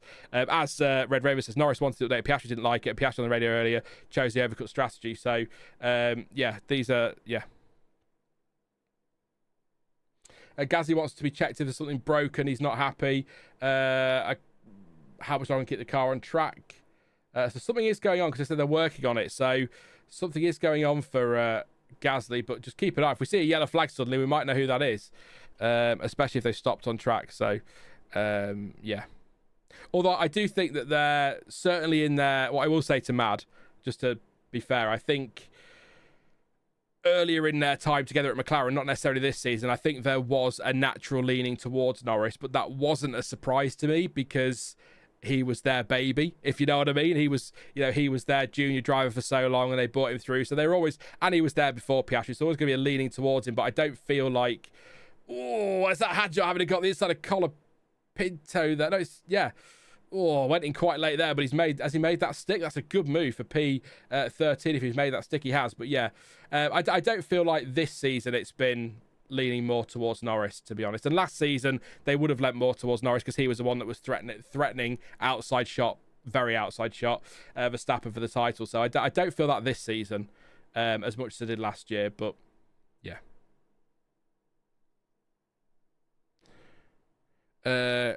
Of course, Gasly isn't happy. He has to drive for an Alpine car. Yeah. Yeah. Oh, Pierre. Why didn't he get it right at Red Bull in that first year? So it was too soon, that's why. But, God. I could see Gasly and someone like, not specifically Russell, but someone like a Russell at that team next year or in 2027. Depending on what Verstappen does. I think that'd be a very good lineup. It's just they'd just have to give him the car, wouldn't they? But a Mercedes power unit next year in the back of that car. May as well call them Lotus again, but there you go. Wouldn't be bad, would it? If they have got the advantage. Stabilised a bit at the front. It was 3 tenths quicker last lap, Piastri, but I think Norris had come back in the lap before that, so it's still sort of around 5.2. So interested to see what happens going on here. So Piastri is slightly quicker the last couple of laps, but that gap not coming down as much as I think he was hoping it would, but he has got good pace, as has Norris.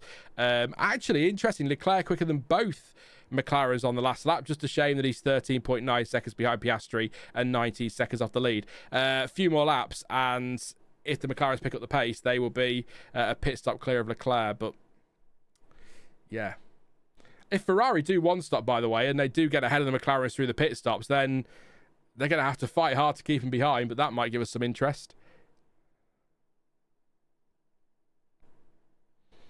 Dead Waz said, thoughts on Max and Kimi's interaction after the incident? It tells me they will be teammates next year. Oh, it just turns up in the chat and throws in a hand grenade. Love it. Yeah, there wasn't a lot of bickering going on, was there? They weren't exactly fighting over it, so maybe you might be right, but it could also be Antonelli. Yes, he's 11 racing, but he's still a rookie, he's still young. Maybe Verstappen cutting a bit of slack there for an opening lap incident. If that had been, I don't know, Russell. If it was Russell, they'd be scrapping in the gravel trap. Most of those blue flags are doing the mid to high 10, so there's opportunity approaching, says Piastri's engineer. So, yeah, intrigued if it had been Russell that had ploughed into what the reaction would have been. PK and Salazar. Gasly pits as Lawson goes through into P10. So, yes, I think Gasly, is he retiring Pierre? He seemed quite slow in pit entry. He might not be. Is it tyres or mechanical? We're about to find out.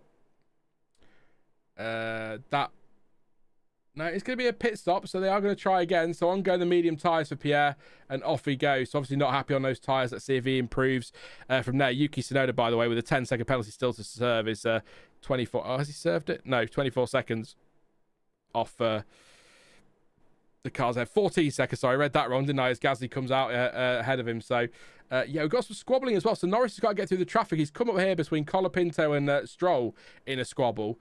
The gap is down to 4.2, so this might open half a second that lap, actually. Piastri was quicker than Norris. So on Norris, those extra 4 laps, have they made a difference? Is this what Piastri wanted? Start to close in as we approach the second stops and then try and overcut. Didn't work last time, did it? So... Icy Strawberry says, unfortunately, it's looking like Yuki's probably going to get dropped soon. I don't think he will. I think there seems to have been a bit of an acceptance at Red Bull that clearly this car is crap for the second driver. It's not working. And I think they've even said Tsunoda will be in for the season. So I've said it before. Tsunoda would likely have been dropped from the Red Bull program completely at the end of this year with the Honda ties ending. So you may as well put him in there and give him a go. But there's no point. It doesn't matter. You put Hadjar in there if you want. It won't make much of a difference. So you may as well just leave Yuki in there, accept your one-car team this season, and then see if a second driver, whoever that is, can handle the new car next year. So resignation is probably, yeah, good point. Acceptance of resignation. Yeah, resign themselves to it. Yeah, it's a good point. Yeah, probably should use that word. That's fair. 3.4 the gap, another 500ths of a second. Nothing on that lap really between them, but yeah, Piastri is closing. And the thing is, like they say, the problem is the Norris on a 10.6 last lap, Stroll was on a 10.7, so it's not like Norris is cruising up to the back of Lance Stroll. Stroll will have to get out of the way soon because the blue flags will kick in, but he's not cruising up to the back of him, is he? So interesting. I tell you what, everyone is on the leader's pace right now, pretty much. 10.6 for Norris. In fact, let's see what he does over the line this time. So 9.8. Leclerc was a 9.6. 9.6 for Hamilton. 10.7 for Russell. 10.7 for Bortoletto, who's only 4.5 behind Russell. 10.7 for Hulkenberg as well. So there's not a huge delta between, not a huge gap between these times there. So this is going to make lapping a bit difficult as Norris does finally get past Lance Stroll on the run to turn 3. I imagine Piastri will zip through as well on the run to turn 4. But the gap is 3 seconds. So Piastri is coming back. Traffic helping. Yeah, he is coming back in a little bit now. So yeah, big gaps, but not big gaps in lap time, if that makes sense. Yeah. There are big gaps, Clansom. I didn't get to see that advert, by the way, Clansom. I meant to do it before the stream and I forgot, so I will definitely go and check it out at some point. I promise. I'll remember. I will remember.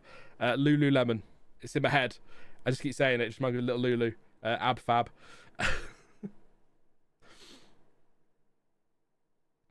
So where are we? 29 to go. It has gone a little bit classic mid-race stagnant after what was a moderately chaotic start, let's say, to proceedings, and a really great first stint with the McLarens battling. That was a lot of fun to watch, but things just settled down quite a bit now. We're going through that phase, probably some tyre management going on. You have to look at the lap times to see, actually, in some ways, don't you? They did sort of match each other last lap, the McLarens, by the way, 8 thousandths quicker, Piastri, so it all counts. It all counts. But yeah, this squabble is going to go on now between Lawson and Alonso. Bortoleto and Hulkenberg, by the way. 6th for Bortoleto, 7th for Hulkenberg. He is slightly slower than Ocon behind. Bortoleto's 4.2 off. Is 4.2 off Russell, and he's 4.8 clear of his teammate. So he's doing a great job, Bortoleto. He's got a genuine shot of P6 today, and I don't want to upset Pascal by jinxing this, but as Hulkenberg pits, they've got a shot here at double point Sauber. It's all down to what Hulkenberg does when he comes out the pits here. He's going to fall behind Hadjar, so that's going to put him down to 11th. Should be ahead of... will he be ahead of Stroll? That's going to be tighter than I thought it was going to be. Is that the gap they're aiming for? That gap between Stroll and Hadjar? I think he's okay, Hulkenberg. He is just about... Oh, did he touch that white line? He's just about okay. So Hulkenberg comes out 11th. They've got a shot at double point Sauber today. Our goal here is obviously just keep Oscar out of DRS is what the team are saying. But Piastri's coming back in. Piastri lost a bit of time on that lap, actually, with the traffic. So 096 place 10-1. So, yeah.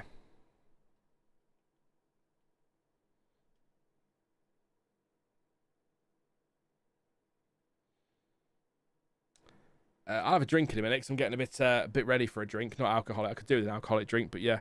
Just want to wait and see what happens. I think everyone's pitted. If I'll tell you what, give me... Sort of kick off now. Give me 15 seconds. I'm just going to get a drink. We'll go quiet for a minute and then I'll be back with you in a few. It's my pit stop time.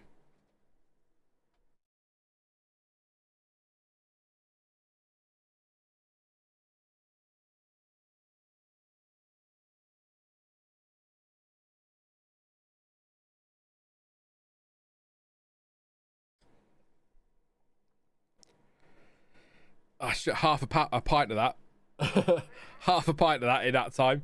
And I'm going to be burping all the rest of the stream. I was ready for that. It's horrible and warm, though. I will say that. But it's quite hot in this room. 39 in this room at the moment. Thanks to the computer and the lights and all the screens and that. So there you go. Yeah. It's great. I love it. I love it. I wouldn't be anywhere else on a Sunday except maybe at the pub. I do need to refresh the stream so that everything is still... I don't want to put an advert in. Thank you very much. I could have done while I was having a drink, but I didn't.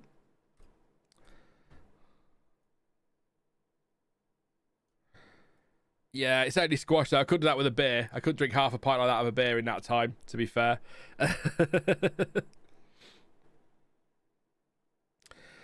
So 17.2 back to Leclerc is Norris's gap. So he would fall behind Leclerc, but 23 seconds to Hamilton means that there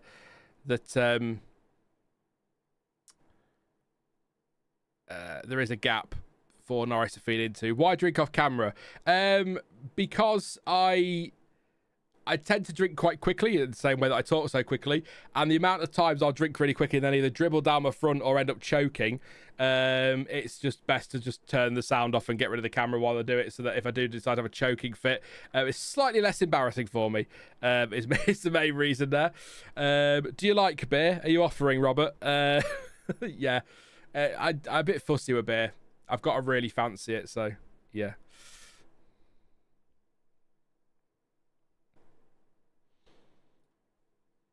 In comes Russell.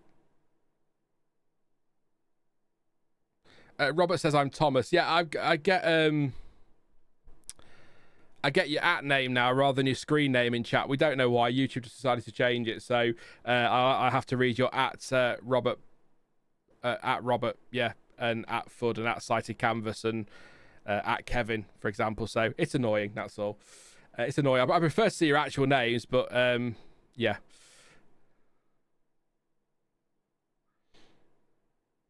Here comes... so George Russell stays at the pit lane. There we go. We are rolling on now. Comes out in 10th place just behind Isack Hadjar. We'll need to get this move done so we don't lose too much time. He did only have... I mean, it's not undercut territory or overcut territory, but he did only have 4.2 to Bortoletto, so he won't want to fall behind him, so he needs to get through as quickly as he can. Stickerbrick is having curry today for dinner. There you go. That might be what I'm having, but it's all your fault. Everyone in chat, it's your fault if I have a curry tonight now. It's all on you. And I should explain that to my partner, but like, it's not my fault. Stickerbrick made me. And Annette made me. It's all their fault. Yeah, it's my excuse for everything. Chat said I can. That's my story, Your Honour, and I'm sticking to it. The chat said I could. I'm not sure that holds up in court, by the way, but we'll try it. The chat said I could. It's okay. They told me the speed limit was 120 miles an hour, officer. That's not my fault. Yeah, it's hot, though, to be fair. It is hot, though, CJT Prince. So we don't sleep under the covers, so at least there's that. At least it just dissipates immediately. Anyway, so lap 48 of 70. Lando Norris is leading 3.5 clear of Oscar Piastri, with Charles Leclerc in third and Lewis Hamilton in fourth place. Gabriel Bortoletto sits in fifth. A fantastic weekend for him so far. Esteban Ocon up in sixth. I said at the start of the race, keep an eye on Haas. They like to run long and try these things. Going well at the moment. 7th for Lawson, 8th for Alonso, 9th for Russell, 10th for Hadjar, 11th for Hulkenberg, 12th for Stroll, 13th for Bearman, Gasly 14th, Tsunoda 15th with a 10-second time penalty still to serve for ploughing into... Ploughing's harsh, for bumping into and spinning around Franco Colapinto, who's 16th. We lost Albon to a mechanical issue in the pits. Max Verstappen was wiped out at turn 3 by Kimi Antonelli, and Carlos Sainz had a fire as we've got a Ferrari very wide there. Lewis Hamilton out wide there, so yeah. Second stops, so everyone down to 8th has had 1 stop. Russell, Hadjar and Hulkenberg 2 stops, Stroll 1 stop, and everyone else had 2 stops. So 2 stops are expected. Piastri was wide at turn 1, by the way. So yeah, 2 stops are expected today. But Ferrari don't have to pit again if they don't want to. In fact, actually, to be fair, nobody has to pit again if they don't want to. Realistically speaking, Norris and Piastri do need to pit again. They pitted quite early on those tyres. Maybe they could stretch it, I don't know. But Ferrari, they pitted at the 1-stop window that Pirelli had pre-predicted. So, or pre-predicted as opposed to post-predicted. So just predicted then, Sean. There you go. As through goes Ollie Bearman on Lance Stroll up into 12th place. Stroll having a little look back, but not to get through there. So nothing going on. There we go. Expert tip when consuming hot curries, have some plain yogurt afterwards. It helps a bunch. There you go. Didn't catch the team radio there because it wasn't there wasn't a transcript put up, so it just sounded like noise to me. So there we go. David Bearman, Ollie Bearman's dad, watching on. His son at the moment in 12th place.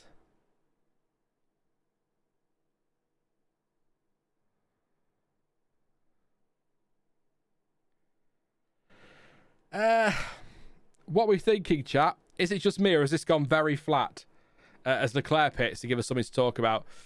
Thank you to VJ for subscribing. Appreciate that. If I ever see your name on screen, I will shout it, but I don't always see it on OBS, so apologies. So do subscribe. We're only 11 away, by the way, from 100 likes, so please do drop a like. I'm sure 11 of you can do that for me quickly now. That really helps in the algorithm.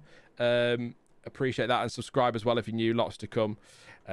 So yes, thank you very much for your support, but it does feel like it's gone a little bit flat now, but I think this might be one of those again that comes good with sort of 10 laps to go again, but really great first third of the race, half maybe.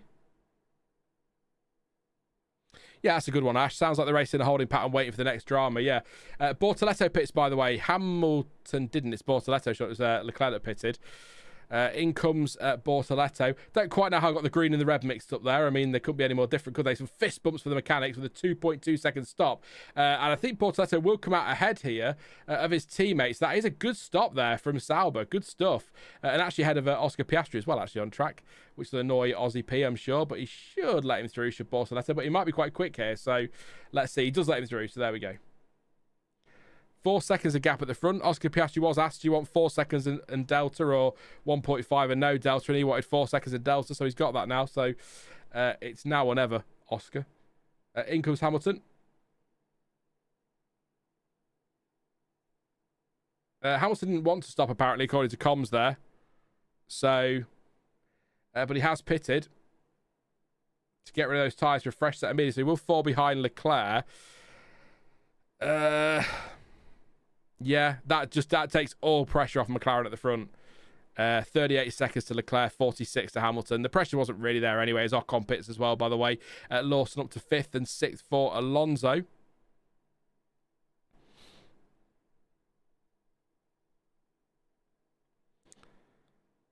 Yeah. He's got some clean air as well as Hamilton. In fact, both the Ferraris have. Look at that little gap on the driver tracker there. Leclerc's got a long way to Colapinto and Hamilton's got a long way to Leclerc. So if they've got any pace, Ferrari, they could start to use it. But I don't think they'll be putting any pressure on McLaren today, even with those fresher tyres. The gap is enormous. So this is the Germany situation, Norris has been told. What's the Germany situation? When did we last race in Germany? Sorry,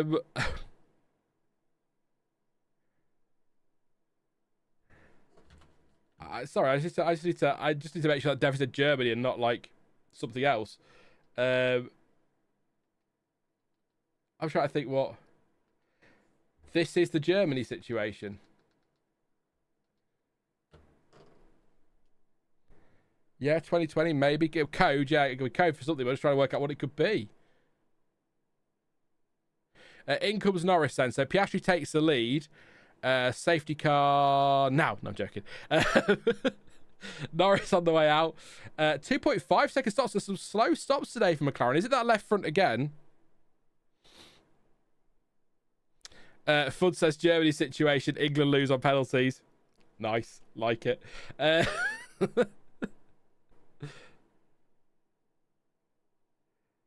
So Piastri told, you'll get some clearer air. Let's use the pace. He should be in at the end of this lap, is what he's told. So will Tsunoda have a go at Norris here? No, he is a lap down, but I don't know if he might fancy a little sniff. You know, help his teammate out.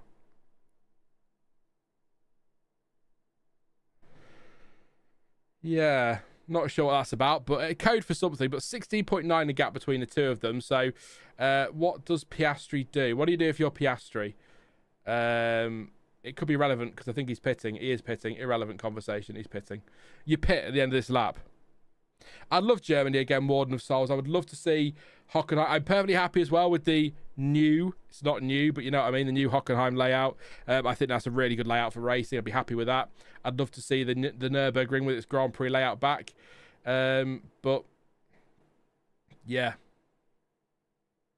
What was that stop for Piastri? That looked quick. 2 seconds, half a second quicker than Norris is. So Norris will regain the lead here. He's already coming into turn 1 now.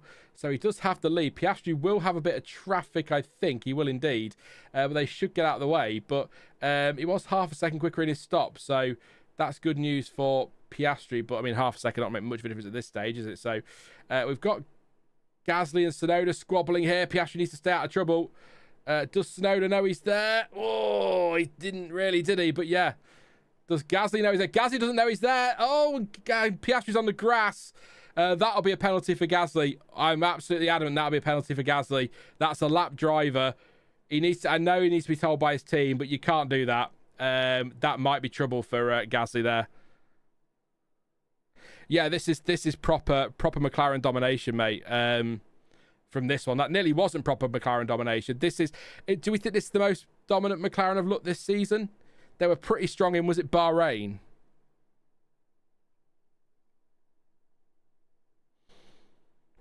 So Oscar's trying to lap Gasly. So Gasly's trying to get into the slipstream of Tsunoda, but you can't do that. I think that'll be a penalty. It's been noted. Yeah, I think the team should get a ticking off for that as well. Is it Colapinto? I thought it was Gasly. Sorry, it is Colapinto. I apologise. Yeah, sorry, it's not Pierre Gasly. So I saw Gasly and Tsunoda together on a timing tower and didn't look one down. So apologies there. See you later, Ash. Thank you for popping in, mate. Hope you well and have a good day at work. Yeah, sorry, it was Colapinto, not Gasly. Apologies, Pierre, if you're listening. I know you're doing your car. That's under investigation. I'd be very surprised if that's not some sort of a penalty there. Piastri's he's down as under investigation, but that's and he's waving his fist at Tsunoda for some reason, or his hand at him. So, yeah. Forcing drivers usually 10-second penalty, but that was versus a lapping car, so potentially more, says Fudd. I don't think it'll take long for him to make a decision. I mean, look, I will say, and I'm not excusing Colapinto at all, I think he should get a penalty for that, but Piastri did take an unnecessary risk there. I know he needs to try and catch his teammate, but those two are squabbling, and I think a Verstappen or a Hamilton or Alonso, someone with more experience in that situation, sits back and just lets them get on with it until the blue flags start and they can actually get a proper run at it. I'm not going to go at Piastri, I'm just saying I think a more experienced driver doesn't try and do that. So that said, Ocon and Verstappen came together in Brazil multiple years ago, didn't they? So experience isn't always everything, but yeah.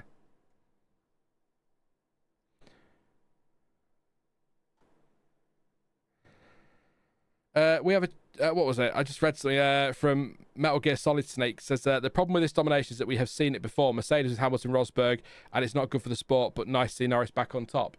Yeah, but I'm not saying that you're being like this at all.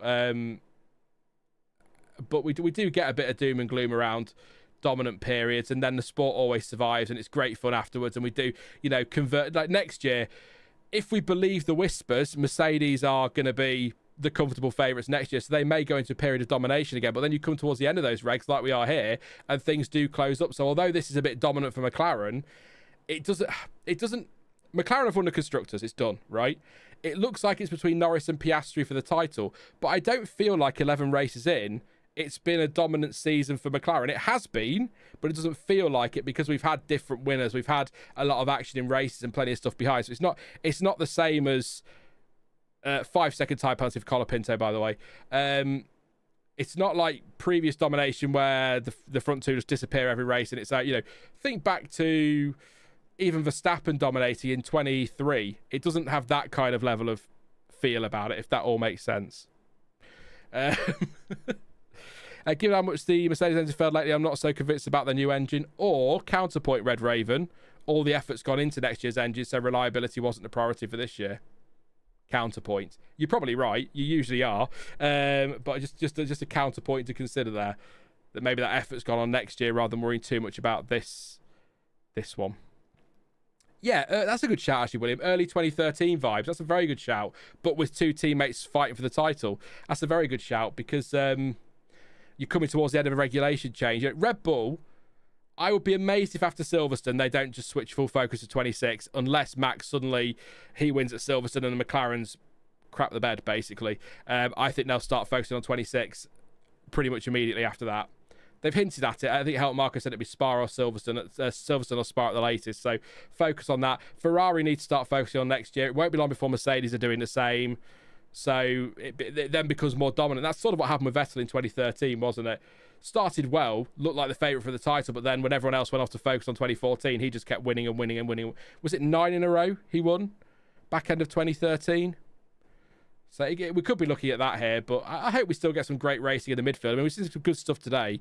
But that first portion of the race with, the chaos at the start, but also that battle in between the two McLarens was a hell of a lot of fun. Really enjoyed that. So, do we agree with I think we all agree it was a penalty for Colapinto. Do we agree with 5 seconds?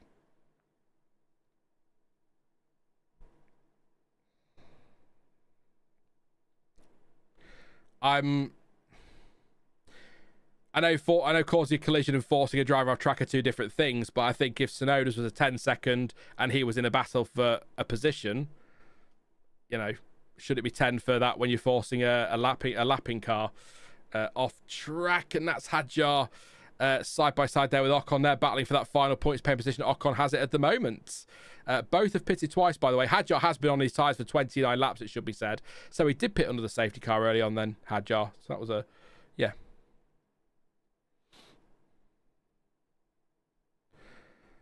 cited erased. I don't know if that's the same as cited erased says look at today, currently have 2 RBs, 2 Saubers and 2 Haas in the top 12. Yeah. it's competitive behind the McLarens, isn't it? There's no denying that. Think back to 2023. Max Verstappen dominated, but there's a lot of competitive action behind between the teams. And I've always said it. Sometimes you have to pick your battles in F1. You might have a dominant season for one driver or one team. That one team fighting can be exciting, like the early stages of this race. But sometimes you have to look a bit further in the field, and there's some great stuff going on back there. And it's a chance for some drivers in lower teams to get a bit of TV time. So there you go. Good for the sponsors as well. Shane Williams aren't in the mix today, but 11 laps to go, sorry. And we are now seeing Piastri closing in half a second. This could get interesting with a few laps to go here. 2.5 the gap. I think he needs to close in a bit more than that. It will be up on him if he keeps that up. But yeah, 10th quicker in the first sector. This is going to get interesting. This isn't over. Yeah, as well, that's another thing. No team being cut adrift at the back like Haas or that toothpaste-coloured Williams. Yeah, we've not had that this season. Everybody's sort of in the mix. Everyone scored. Every single team has scored. And if it stays like this, every driver, apart from Jack Doohan, who is not going to score, will have scored this season. And we're not even at the halfway stage. So it's been competitive. So lots to enjoy. Just if you're only, I know not all of you are, but if you're only in F1 for who wins, then it will get a bit flat if you've got a driver like Verstappen dominating. But plenty going on behind as Norris laps Hadjar. Piastri will be next. It's 2.1 the gap. That is still coming down. I know Norris has traffic, but Piastri's got the same traffic and he seems to be getting through it. So I imagine Hadjar will wait until... In fact, Piastri probably wants Hadjar to wait until the run to turn 3 for some DRS. So...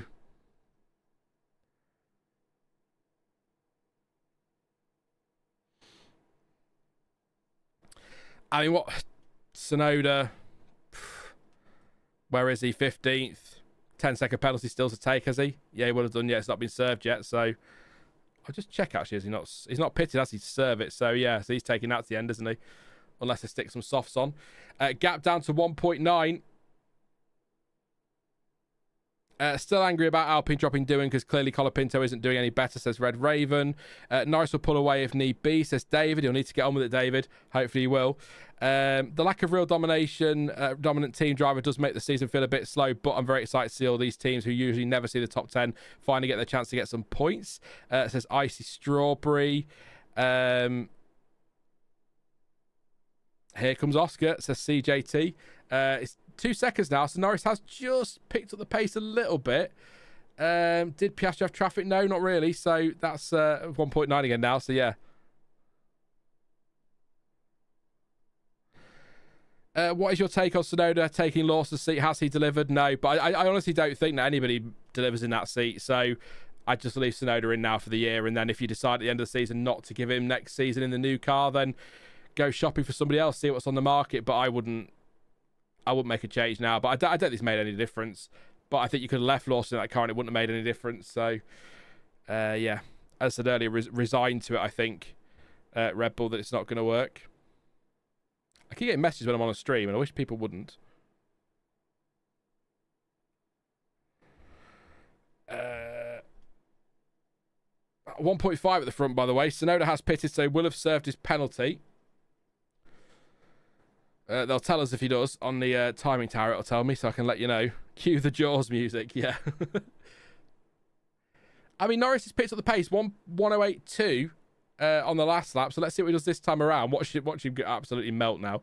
1:08.6 and a 1:08.3, so 3/10 again. Piastri's coming back. The trouble for Piastri, the traffic might help him, but the traffic is also going to be giving Norris DRS if he gets anywhere near it at the moment. And there is a lot of traffic. In fact, at this pace, will they catch Russell up there? Maybe not. Not sure what's going to happen here, but we've got a battle between Lawson and Ocon for that final points. Not final points, sorry, for the 6th place at the moment. Where's Bortoletto? So at the minute, Lawson and Alonso trying the one-stopper, and at the moment it's working, but those Saubers are rapid. They're getting on for a second lap quicker at the moment, particularly Bortoletto. So let's see if they can get those tyres to the end. But Liam Lawson in P6 would be absolutely incredible. Probably getting promoted for Silverstone. You know what they're like.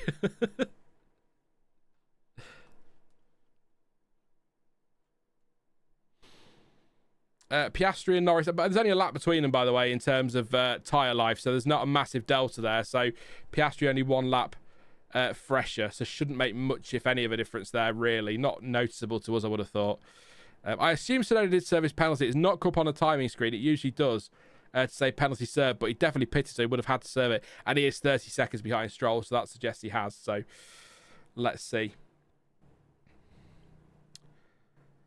It's it's tight between the McLarens. In fact, on the last lap, Norris was 0.3 quicker, so just responding a little bit there.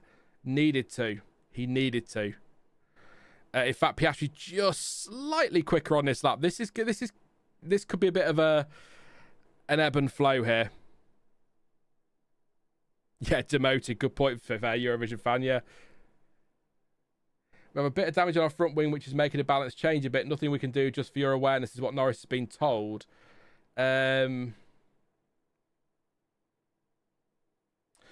mean, it's good to give the driver information, but does he need that at this stage? If his pace is okay, it is slower than Piastri in places, but I don't think he needs to know that. He was 0.2 quicker in the middle sector, to be fair. I mean, if there's nothing you can do and it's only minor damage, which doesn't make much difference, I don't think your driver necessarily needs to know that, but then maybe Norris wants to know it all. So there you go. What is the highest position on the grid that was lapped in a full Grand Prix, says is it Nira? I think he backed McLaren lapped up to and including third place in Australia 98. Has anyone ever lapped the entire field? So we know third place. That would be a rarity these days, though, wouldn't it? I don't think we'd see much of that these days. So I can't think there might be somebody in chat will say it for somebody who's done the entire field, but Red Raven's on it. He's on, he's on the case. He's my Ted Kravitz. Penalty served. There you go. Tsunoda did serve his penalty. That's been confirmed. So that's what I was thinking about Fangio. Maybe he could have been. Or Fangio maybe did it. So sorry, Red Raven. It's sort of stabilised a little bit at the front of the moment. Piastri was quicker by 0.3, but it's still 1.9 seconds. So any sort of safety car now probably ends the race, by the way. So we don't want to see this one. 5 laps to go, as I say. Yeah, a lot of people saying that the second place has been lapped, or they think he has. So, so second place would be the whole thing.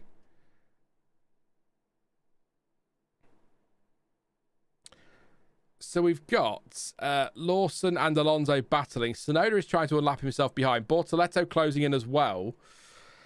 I said he was quick. 2.5 behind now, Bortoletto. So we're going to get, if nothing happens at the front, which I'm not saying it won't, but if nothing happens at the front, Lawson, Alonso, Bortoletto is about to get very tasty. And I tell you what as well, Liam Lawson, Alonso and Bortoletto, 4.2 to Russell, a further second back, and then 1.7 further back. To be that close to Mercedes by those three is a heck of an achievement. I know it's a short lap, but that's still a really good achievement by them. So it's looking good. We're going to get 1, 2, 3, 4, 5, 6, 7 teams in the top 10 here as it stands. I think, if I've counted right. So, and there's only 9 teams racing, isn't there? Because Williams are both out. So, yeah. Only Red Bull and Alpine not going to score today, as it stands. Bortoletto's currently got 27% of the vote on Driver of the Day, by the way. Not surprised at all. We'll do our Driver of the Day in a bit. But Norris second and Piastri in third. Yeah, I was just going to say that, Mad. I was actually genuinely just going to say that. I think we're at the point now where Piastri needs a mistake from Norris if this goes wrong. So,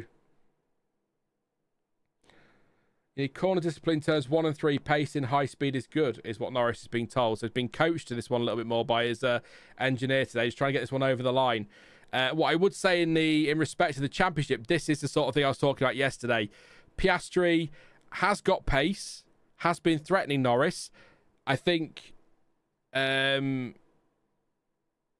it's not over. Any mistake is going to change that, of course. Bortoletto fights Alonso.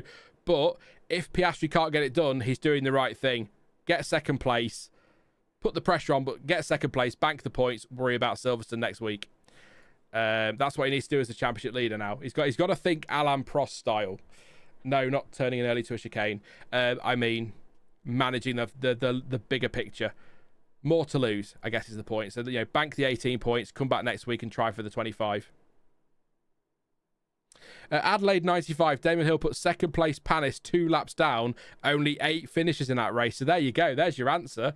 Not only have we had the field laps, there were only 8 finishes, but we've had them lapped twice. So there we go. Thank you, Red Raven, appreciate that, mate. Sighted Canvas thinks they're going to hold formation to the end. Maybe that was the coded message, the Germany situation, but also maybe what they felt was a borderline move by Piastri at turn 4. Maybe that was them pulling rank and saying, no, you stop. But I don't like that in a championship fight, I'll be honest. Right, Bortoletto, right. Not that I ever lie. I'll be honest for a change. I'm always lying to you. I'm not. I'm always honest with you, painfully so sometimes. I think it comes across as... Oh, there goes Bortoletto on Alonso. He's made the move. Can he make it stick? Alonso will come back. Will have DRS. Neither have got DRS. Oh, no, Alonso has. So there you go. Bortoletto will be desperate to get through. Alonso's gone defensive. Bortoletto, don't make a mistake here, Gabriel. Bortoletto, please. He'll have much better traction, Bortoletto, well, in theory, because he's got the fresher tyres on. I mean, Alonso's tyres are 35 laps old. Bortoletto's are 18, so...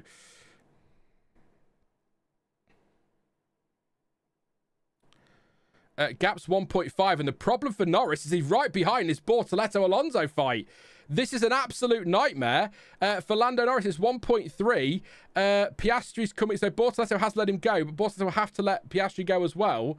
That has, I tell you what, another half lap or a couple more corners, and Norris is in trouble. He might be okay. That might, because Alonso's got the experience now to do this right, I'd say. But I tell you what, Alonso's got to be careful with this one, because Bortoletto is not far behind. So here goes Lando Norris will unlap himself, or will lap Alonso, sorry, is what I'm trying to say. He goes through. Bortoletto will fancy this. Last time Piastri was in this position, by the way, it all fell apart, didn't it, almost, thanks to Colapinto. But they've got to let Piastri through. And Alonso's having a go at Norris into turn 4.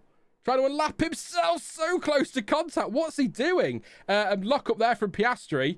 I think Fernando's trying to keep Bortoletto at bay, but that was cheeky. I thought that was close. I want to see the onboard there. Whoa, that was a little bit close.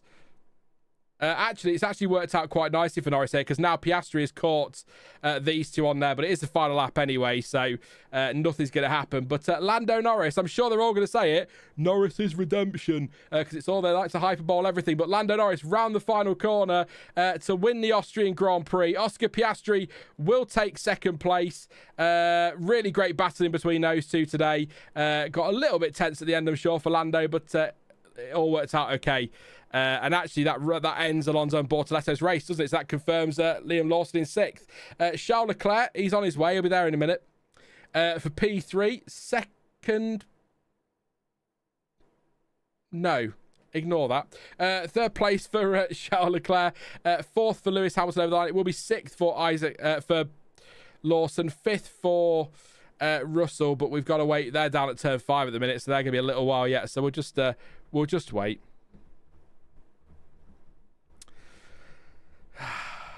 That's the gap. That's the gap. Ferrari, the closest threat to McLaren, and they weren't even a threat.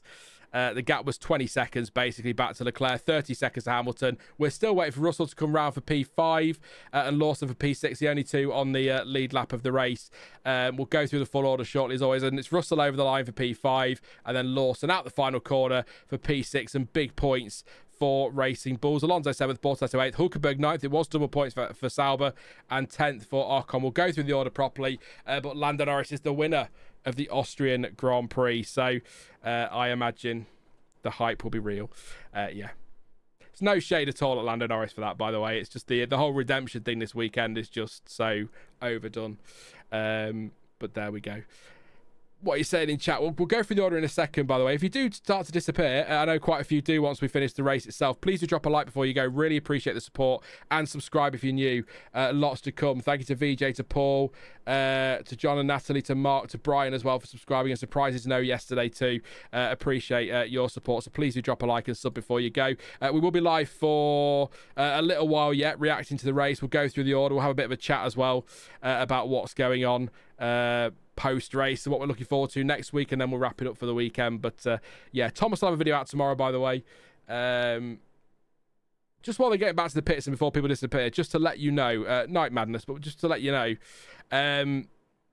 last week or the week before I said about everything being pretty much me going forward. I actually have more, backlash is the wrong word, but more negative feedback from people about the idea of Elizabeth and Thomas not doing occasional videos.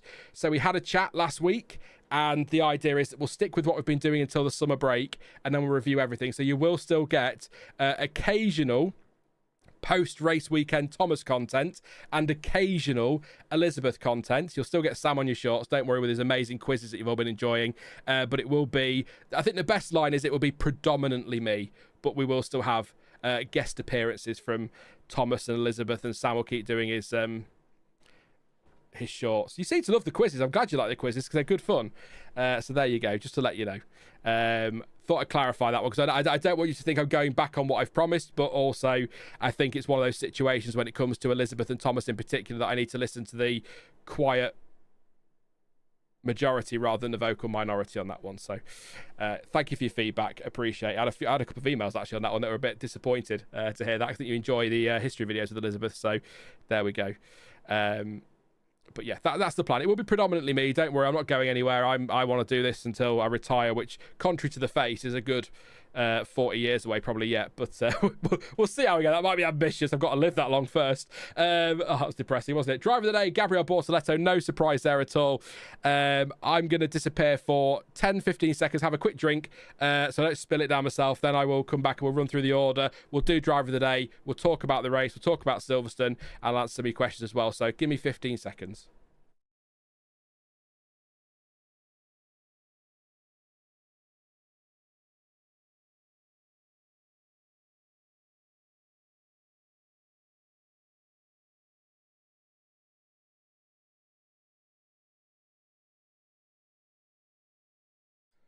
Oh, right then.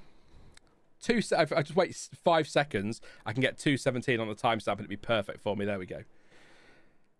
Lando Norris has won the 2025 Austrian Grand Prix from Oscar Piastri. 2.6 seconds between them in the end. It went a little bit stale mid-race, but a great fight early on between those two drivers.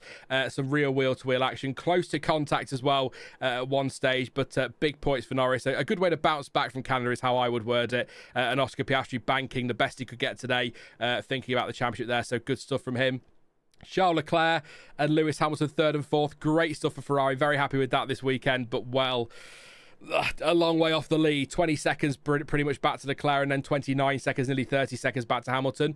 George Russell was a minute off the lead in 5th place. Canadian Grand Prix winner George Russell was a minute off the lead in 5th place, with Liam Lawson the only other driver on the lead lap. It was pure domination from McLaren, and a great drive from Liam Lawson, by the way, for 6th. 7th was Fernando Alonso, fending off Gabriel Bortoletto at the end, who gets driver of the day, and rightly so, in 8th place. What a drive from him. His first F1 points as well, and I think that means apart from Colapinto, every driver has scored this season. Nico Hulkenberg in 9th place, double points again for Sauber. What an achievement for them. What a season they're suddenly having. Those updates in Spain have made all the difference. Esteban Ocon in 10th place, getting that final point for Haas. 1, 2, 3, 4, 5, 7 of the 9 finishing teams scoring points today.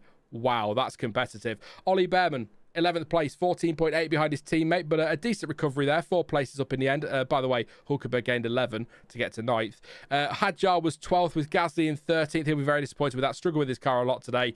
Did qualify 10th, but really struggled today. 14th for Stroll. Yeah. Colapinto, he was 15th, did get spun back around by Tsunoda. Also got a penalty for squeezing Oscar Piastri onto the grass when he was trying to lap him, which was naughty, but I don't think he saw him, not an excuse, but he didn't see him. And Yuki Tsunoda, miserable weekend and miserable day. He finished last of the finishers in 16th, having got a 10-second time penalty for wiping out Colapinto. Alex Albon retired in the pits early on after, I think, lap 2. No, a bit further racing that one, about laps 15, 16, somewhere around there. He pitted with a mechanical problem and retired. Max Verstappen, he was taken out at turn 3 by Kimi Antonelli, who got very hot in there, tried to avoid Bortoletto and Lawson, who were a bit slower than I think he expected. Swung round to avoid them, got all locked up, ploughed into Verstappen. Both those retired. And Carlos Sainz started all the chaos. His car wouldn't get off the line, stuck in first gear. They aborted the start. He then got going, and then when he got to the pits, his brakes caught fire and was smoke over the back of his car, and he ultimately retired. So that was that. In terms of the championship, the gap has closed. It's 15 points now between Oscar Piastri and Lando Norris. But that's what I was saying. You know, Piastri banked the points. Good move, but really important win for Norris. Max Verstappen now. No points today. What's that? 150, 50, what? Nah, do you know what? I can't be asked to work that out. Long way off. I think, is that 51 or 61 off the top of the championship now? A long way back. So not going to be getting back into this one, I think. You never know. But I think we might see Red Bull focus on 2026 pretty much immediately from Silverstone onwards. Russell, 10 points again today, despite being a lap down. Best part of a lap down. Still a really good result. 146 points. He's actually not that far off Max Verstappen. Charles Leclerc, 119 points now for him, with Lewis Hamilton on 91. Kimi Antonelli, no points, of course, today, 63. 42 for Albon in 8th. He's still well clear of Ocon, though. He's got 23 in 9th. And Nico Hulkenberg moves up 1 place, by the way, into the top 10 on 22 points. A point clear of Hadjar on 21. Stroll has 14. Alonso now equal with Lance Stroll. That'll be a relief for him. He needs to get past him. 14 points there. Carlos Sainz 13. Liam Lawson now on 12. Pierre Gasly 11. 10 for Tsunoda, who drops 2 places, by the way, with Lawson moving up. Bearman has 6. It is 4 for Bortoletto and Colapinto, who hasn't had the full season, of course, just to remind you of that one, yet to score. McLaren, gone. 417 place 210. That is done. Let's not even try to speculate on that one. They are Constructors' Champions, 2nd year in a row, all but confirmed, I would say. Ferrari 2nd, 210. Mercedes only a point behind Ferrari. They have dropped down, though. 209 points. Red Bull stay 4th, 162 points. Wow. Thank God for Max Verstappen, if you're Red Bull. Williams in 5th on 55 points. I quite like that, actually. 5.55, and they've got a driver wearing 55, so that's pretty cool. Racing Bulls move a place into 6th onto 36 points with 8 points today. Haas dropped to 7th on 29. Aston Martin in 8th on 28. Sauber stay 9th, but with 26 points. What an effort this season. And Alpine, the least chaotic team on the grid, 11 points and rock bottom. There we go. I'm going to have to do it because it's going to annoy me, and I am going to use a calculator because I'm hot and bothered and I can't be bothered to try and work it out otherwise. Was I right? 61 points. There we go. I was right. You should never doubt yourself, Sean, between Piastri and Verstappen. Yeah. Can you see Piastri dropping 61 points this season to Max Verstappen? We are nearly at the halfway points. There is still half a season to go, but yeah, that's not the story today, though. The story is Norris bouncing back from that mistake in Canada. Piastri banking the points he needed, and Ferrari competitive for a change. But what do we call competitive? 3rd and 4th and 20 seconds and half a minute off the lead. Eek. Yeah, so get your questions in. Would be good to get some... at least try and answer some of your questions. I can't guarantee I'll give you good answers or that they'll mean anything, but I can try and answer your questions. Yeah, we'll do that for a little while, and then we'll call it from there. Slightly delayed start, didn't we? So, yeah. I'll be interested to see if Kimi Antonelli gets the penalty. If that's turn 1, you could see it being waived. Turn 3, it's still a first lap incident, so there is the possibility the stewards see it that way. I know some of you in chat did, but I think by the time you're at turn 3, I know he's trying to avoid another collision or running into the back of Lawson or Bortoletto, but he does go into that corner all locked up and in a mess, doesn't he? So it is 100% on him, whatever happens. So I could see a grid drop. Yeah. Depends how the steward. I don't know what the rules are really. It seems pick a rule. It seems to change when they want it to. But they're showing replays now. I think he is avoiding Lawson and Bortoleto, but he's still going in at some speed, isn't he? All locked up. So if I was a steward, and thank God I'm not, I would probably give that a 3 or 5 place grid drop for the next one. To be honest, if that's turn 1, I might be more lenient, but I can't see that being, yeah. Sorry, just watching the replays of the cooldown room. Piastri very close at turn 4. I can understand the radio message, to be fair. Yeah. The rules don't matter anyway. Let's see what the dice roll says Red Raven. Yeah, we'll see, won't we? Yeah. I mean, let me know what you think, but let's see what your questions are or what your comments are. Kaori says, like, share, subscribe, etc. Yes, thank you very much. Kaori, you're on that job now. We did get over 100 likes, so I appreciate that. Thank you so much. Yeah, Clancy says, give it to Max simpler. Yeah, I think Ruby's here, so Ruby might agree with that. Give it to Max anyway. Why not? Piastri being made to stay out so long after Lando pitted was ridiculous. Lando's in a McLaren that doesn't fall off. Banking on tyre life is an unnecessary gamble. The only thing is, Irene, is Piastri was given the option, wasn't he? And he chose to stay out longer. So if that had been a McLaren strategy call that they made, I'd agree with you. But Piastri was sort of told, do you want 1.5 seconds and no delta, or 4 seconds and delta? And he said 4 seconds and delta. So he's made that decision to stay out longer. I think it was the wrong decision, with the benefit of the rest of the race, of hindsight the rest of the race. But I don't think that's one that McLaren have made the call on. They gave him the option and he chose to run longer. So, if he's made that decision, and I'm not going to sit here and criticize that, because I've long said, listen to your driver, particularly like wet to dry conditions or dry to wet conditions. Listen to your driver. So obviously Piastri was happy to make that choice, and he did make that choice, and it turned out to be the wrong choice. But Stick or Brick might come back in and make the same point again. Did he have the pace today? Was it all that toe and DRS that gave him that early on? I think he did have the pace to challenge, but once that gap had grown, you're not putting the pressure on Norris as much, so the mistakes aren't going to come. So I still think it's a bit of both in that debate, if you like, with Stick or Brick. But I think the pace wasn't quite there to close. I mean, closing down the end, wasn't he? And that last lap got a bit spicy when he got caught up behind Bottas and Alonso. But yeah, and yeah, at least McLaren listened to their driver, like Kaori says, unlike Ferrari. Because Hamilton didn't want to pit, apparently, did he? So, and he did come in. So there we go. If Oscar's going to get pushed off, I think Oscar may have still come back one last time, says Kaori. That's a good point. What do you reckon that cost him? Probably cost him a good 3 seconds, didn't it? So maybe he would have been close. Well, yeah, I know he would have been, if we want to adjust it like that. He would have been closer come the end. But that said, he had plenty of opportunity early race to get past and didn't. So would Norris have been able to defend that? So intriguing, yeah. Hey Brendan, I've not seen it yet, mate. I will do it. Probably when it comes to streaming, I don't tend to have the time to get to the cinema these days, so I'll probably wait for it to come out in streaming. But I will. I joke about it, but I will watch it at some point. It's inevitable. So, yeah, not seen it yet. But thank you for the question and thank you for popping along. But yeah, I'll let you know if you pop back again when I've seen it, what I think. But apparently it's got good reviews and bad reviews. So I mean, Carlos Sainz, I think it was, that said, if you're not an F1 fan, you'll love it. So I don't know. We'll see. It's nice that Verstappen and Antonelli will have a tenable relationship if they become teammates next year. Lol. Yeah, that's true. Says CPV.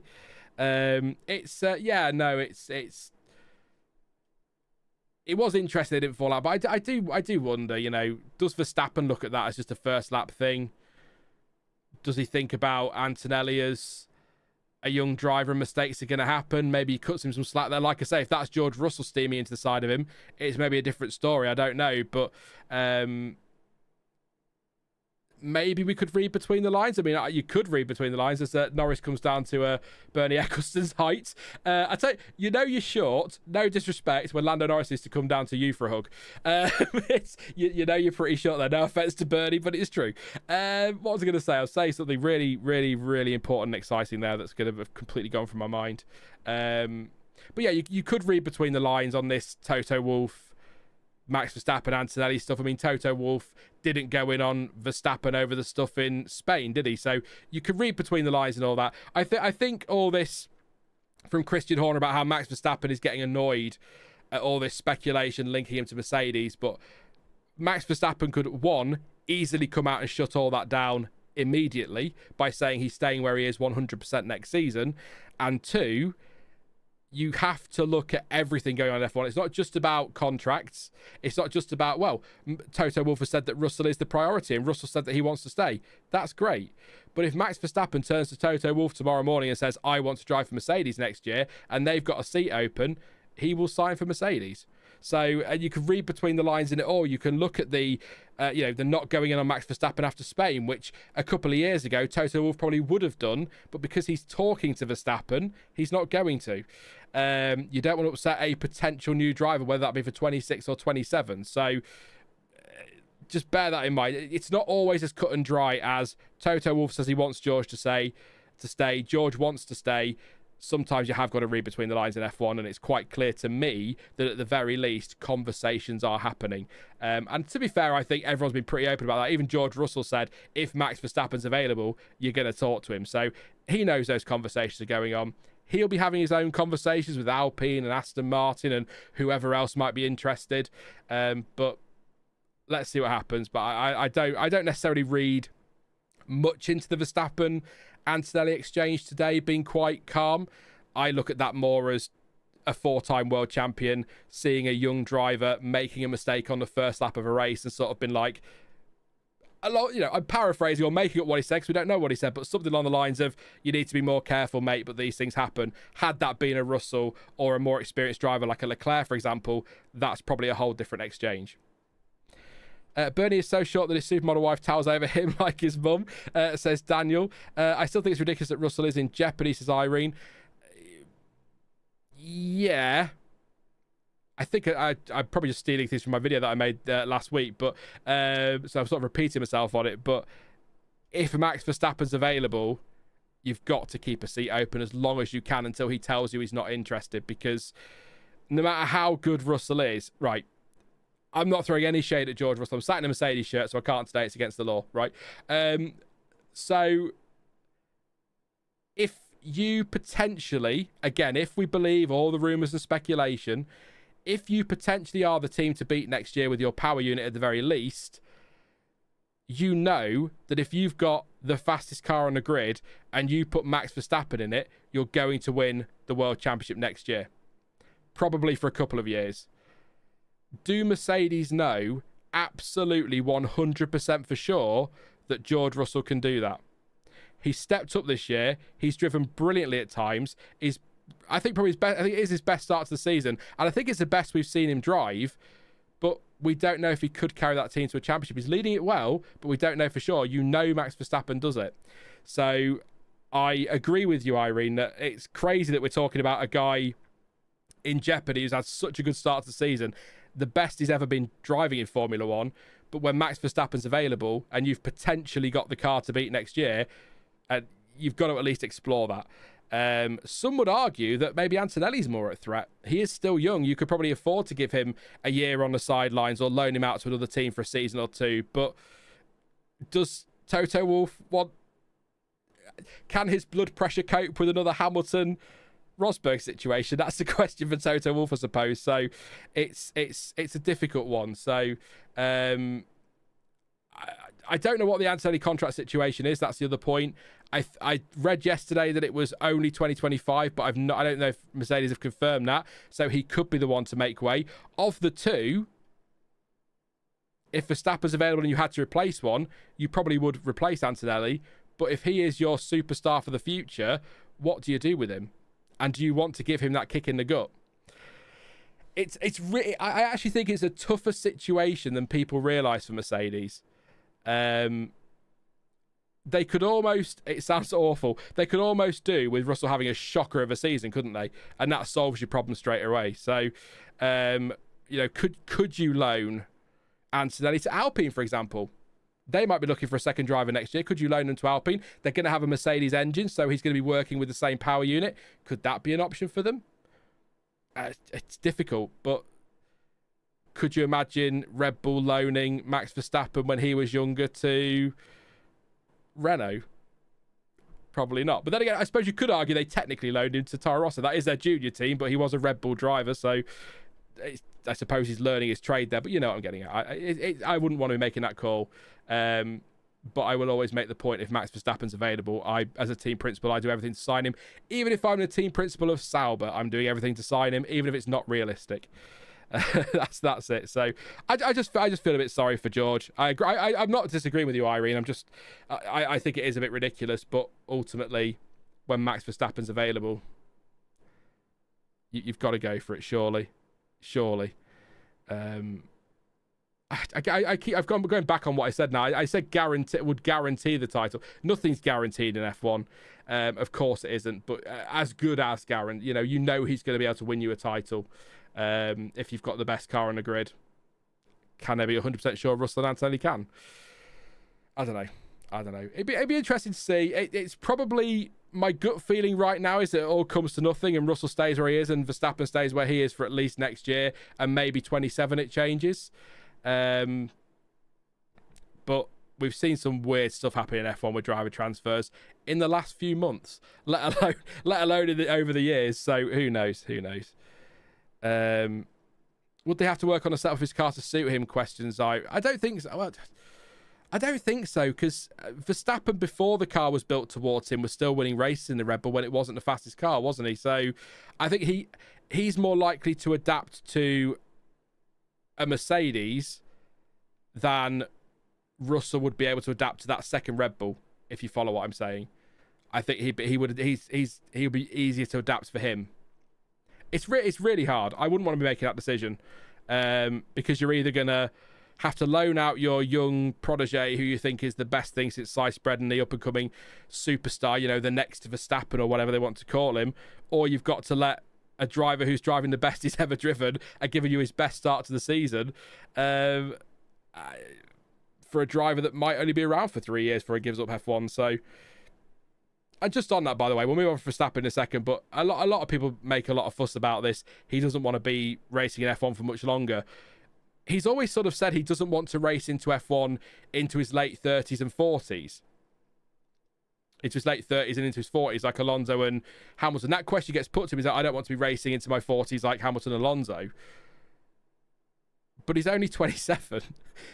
His late 30s are a decade away. He could still be around for another decade.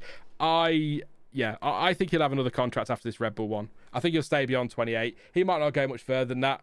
2028, I should say. Not much further than that, but let's not forget, late 30s and 40s for Verstappen is a decade away, so... CPB says, I don't see that with Antonelli. I'm not saying I do. I'm just saying that Toto Wolff rates him very highly, and a lot of people talked about him being the next Verstappen, Verstappen has always been the one that got away for Toto Wolff, so that's what Antonelli was kind of seen as, and that was why they rushed him through. They didn't want to risk losing to somebody else, so that's the comparison there, not necessarily on a talent level. And CPB also says, why is everyone assuming that Mercedes by default will be the best team next year? It's everything that's been said in the paddock. That it's not an assumption. Well, I guess it is an assumption because we don't know for sure, do we? But all the info that's out there, and I'm not just talking about stuff I see on Twitter, I'm talking about conversations that I had in the paddock that I now get to hear more of, and things like that. So there is a lot of talk about Mercedes are going to be the benchmark when it comes to the power unit. So the Mercedes engine. There are some massive aero reg changes next year as well. So even if Mercedes have the best power unit, somebody might be able to claw a lot of that advantage back if they've got a better aero package. So it's going to be a fascinating start to next season. Testing, by the way, testing next year, Jesus Christ. Two things. I don't often defend them, but I am going to defend them. Few people, I won't name the site, claiming this as an exclusive earlier this week. Planet F1 did break this news last week as an exclusive, so just bear that in mind. I know Planet F1, bless them, the guys over there, not the most popular at times, but I'll give them credit where they're due. Testing next year, this is bonkers.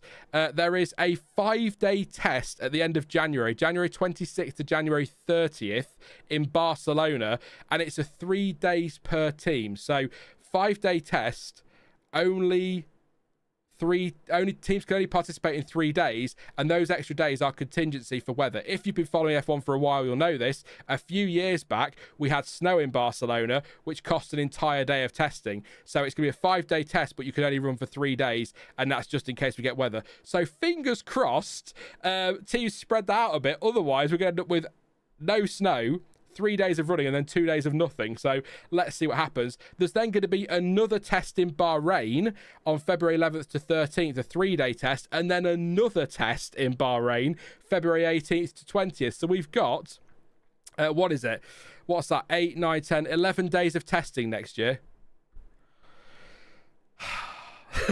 So it's going to be really wow. And if that's all televised, I'm going to tell you that I can't promise we'll be live for 11 days of testing next year. We'll probably do a day of each week or something like that, but that's a lot. So that's how much we're going to see next year with testing. So if you think about the last few years, it's been 1 3-day test, and we're getting 11 days across 3 tests. Well, depends how they spread them out. It might only be 9 days, but we'll see. That's just a lot. So there we go.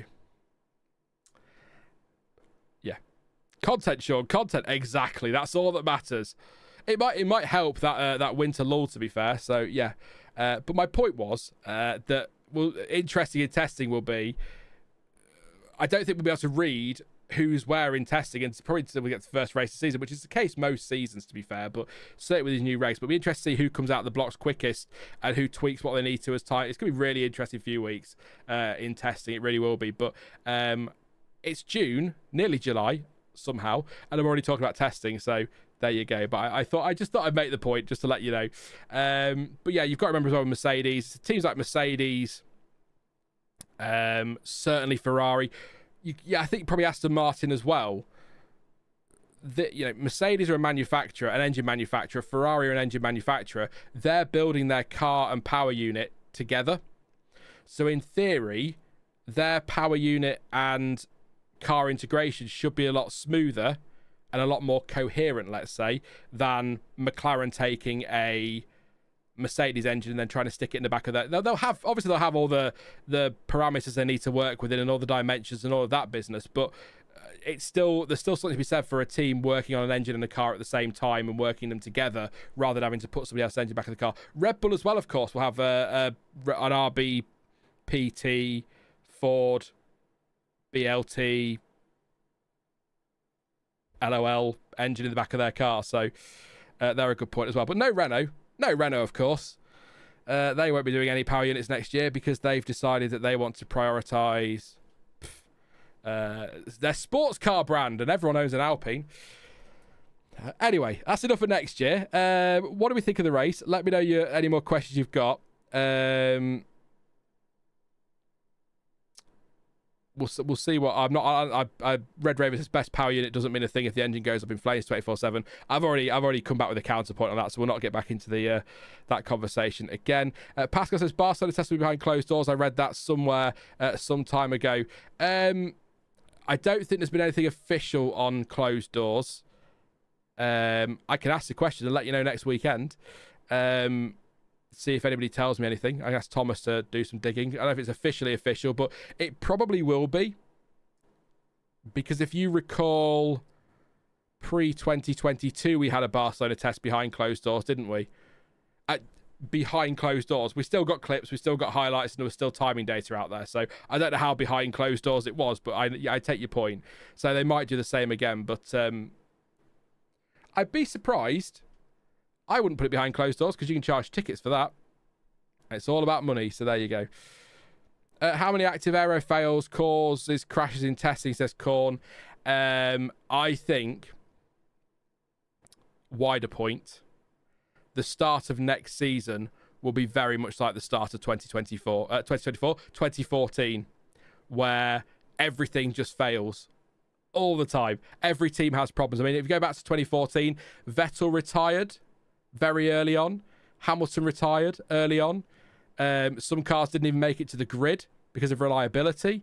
That whole new hybrid engine was an absolute fustercluck right at the start of 2014. So I could see that being very similar next year. So if you're not going to watch the rest of this season because it's been boring and dominant, then make sure you come back for Australia, because it's going to be chaotic. I'm predicting that right now. So rumour is that McLaren is running a multi-link front suspension which allows them to manage their tyres better, similar to the murky DAS system.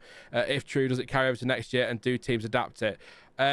Wasn't there a clarification around that, Hillbilly? I should say that is the name I'm getting, Hillbilly Reefer. I'm not calling you a hillbilly, just to be clear. That is the name that's showing up for me. So I thought that had been clarified, and it won't be allowed next year, and it won't be copied. I might be wrong. I might be thinking of something else. So that's one I will have to go and have a dig around for. So if you remember, mate, and if I remember, come back on Saturday if you're going to be around next week. Ask me the question again. I will go and have a look after the stream and see what I can find out. But I thought that had been clarified, that it wouldn't be allowed next year. I might be wrong. So don't take that to the bank, for God's sake. Lewis got to take a stand against Ferrari and their craziness against him. Ferrari can't win championships anymore. They need to focus on winning, not cheap driver politics. Lewis should have been P3. Says African 1000. I mean, he was 10 seconds behind his teammate. Yeah. Pit stop. I'm trying to think of pit stop, 20 seconds, half a second slower on the last lap. Leclerc was pulling away before the pit stops. I'm not sure he would have been P3. I think that gap would have been closer, but I'm not sure he would have been P3. But we'll never know. I watched the movie 28 years later, says Steve. I want to see that. I watched 28 days later and 28 weeks later a couple of weeks back, because I was looking forward to seeing that, so I'm hoping to get to see that at some point. Probably won't be until it goes to streaming, unfortunately. But yeah, I do want to see it. They're just showing the action on the run to turn for four.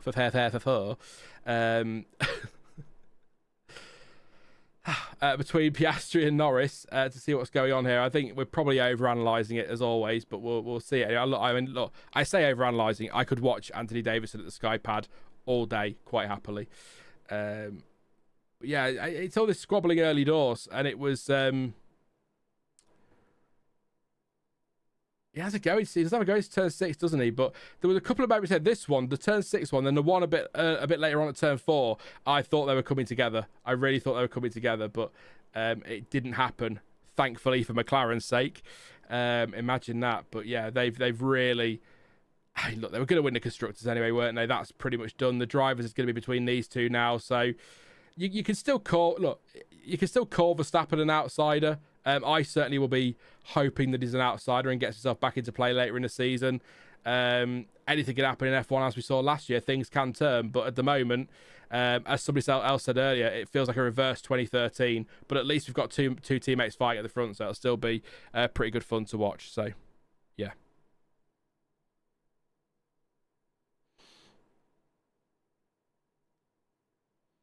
Yeah.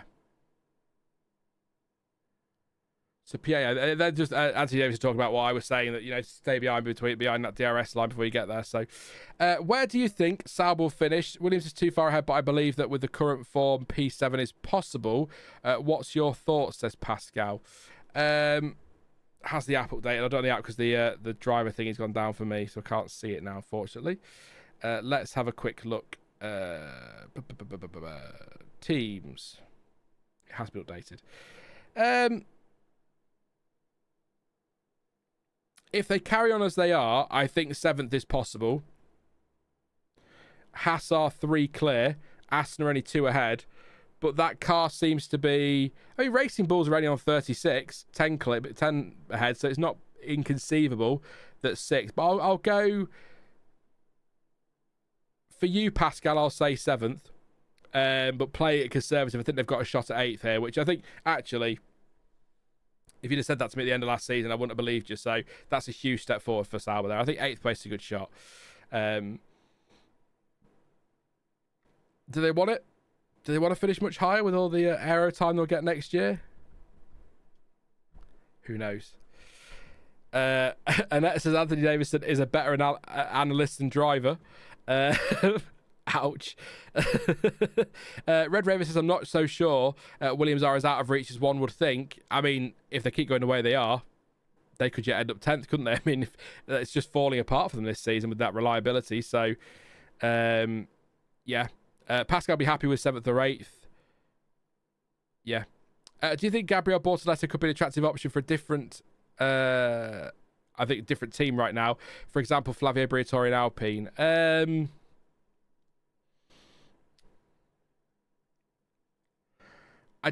No disrespect to Bortoleto. I don't think he'll be top of that list. But I think if his options, if Bortoleto can build on this and can continue to improve, maybe he'll enter the conversation for a team like Alpine if they're not sure on Colapinto or Aaron or John from down the road when they've run out of other drivers. They might want to give him a go, but I don't see it. I think Bortoleto, his best shot is keeping it at Audi for next year. It's a works team as well, factory team. So, I mean, it's a good spot to be in. And to be honest, the way that Alpine manage their drivers and the way that, and this isn't a recent thing, look at where Oscar Piastri is and where he should have been if they manage drivers properly. The way they manage drivers and the way they are as a team at the moment, I don't think I'd really fancy that, to be honest. Probably just stay at Sauber and just take the Audi badge next year and be able to be part of that brand. Who knows if Alpine will even be here in a couple of years. They might be a different team, different name, probably Lotus. Then they'll go back to Renault. Then they'll become Benetton. Then they'll go back to Renault. You know what they're like. So, yeah, I can't see it. I can't see it. But keep building on it. Anything's possible. But I think Verstappen holds the key here. If he decides he's off to Mercedes, the Mercedes want him and they do choose to replace Russell with Verstappen, we don't know. I think Russell's got a great shot at being at Alpine because I think Flavio Briatore likes him a lot. They have had hugs and chats, so it is possible. It's all about what Verstappen does, and that might shake things up. But I think it's been quite a boring driver market, and maybe we're trying to make too much of this just because there isn't anything else to talk about when it comes to driver market. Colapinto there, by the way. Watching that again, I think 5 seconds is lucky. I think that could have easily been 10 there. Just watching that replay, that was yeah. I'm not, Colapinto didn't see him. Team needs to be telling him, but he's battling with the car ahead. But he should have been warned that Piastri was there. So maybe that's what the stewards thought. Colapinto wasn't warned he was there. He was mid-battle, cut him some slack, but that was a bit tense, wasn't it? I don't think anyone will make a major move this year. Next year will be where the mayhem happens, says CPB. I was thinking about this earlier, actually, or yesterday, CPB, actually. So it's a good point. If you're a Verstappen, do you just stick out a Red Bull next year and see where everything lands in 2026? Because he might, he could be sat there thinking, well, I could go to Mercedes. The rumours are that's the team to beat. But like Red Raven says, if the car's unreliable, he don't want to be there, does he? If it's breaking down every weekend. So it would have been better staying at Red Bull. Do you give it a year where you are and then see where everybody is? Or do you take that gamble? I mean, Lewis Hamilton in 2013, when he moved to Mercedes, took that gamble, didn't he? But that was a gamble. It wasn't less of a gamble, was it? It was still a big gamble, but I think people thought everyone pretty much knew Mercedes were definitely going to be the team to beat in 2014. But then we're saying that now, aren't we? So who knows? But do you wait a year, see where everybody is? Who knows? We might get a massive shock next year. Ferrari might be the team to beat. So does Max Verstappen sit back and wait and see if anything opens up there? Dreamland there. If Verstappen in a Ferrari, I would be unbearable for all of you. If Verstappen was in a Ferrari, you would hate me. You probably already hate me, but that's fine. Best option for Max is stay at Red Bull and see what the best team is with the new rules, says Korn. Look, there's nothing to suggest Red Bull won't be competitive next year.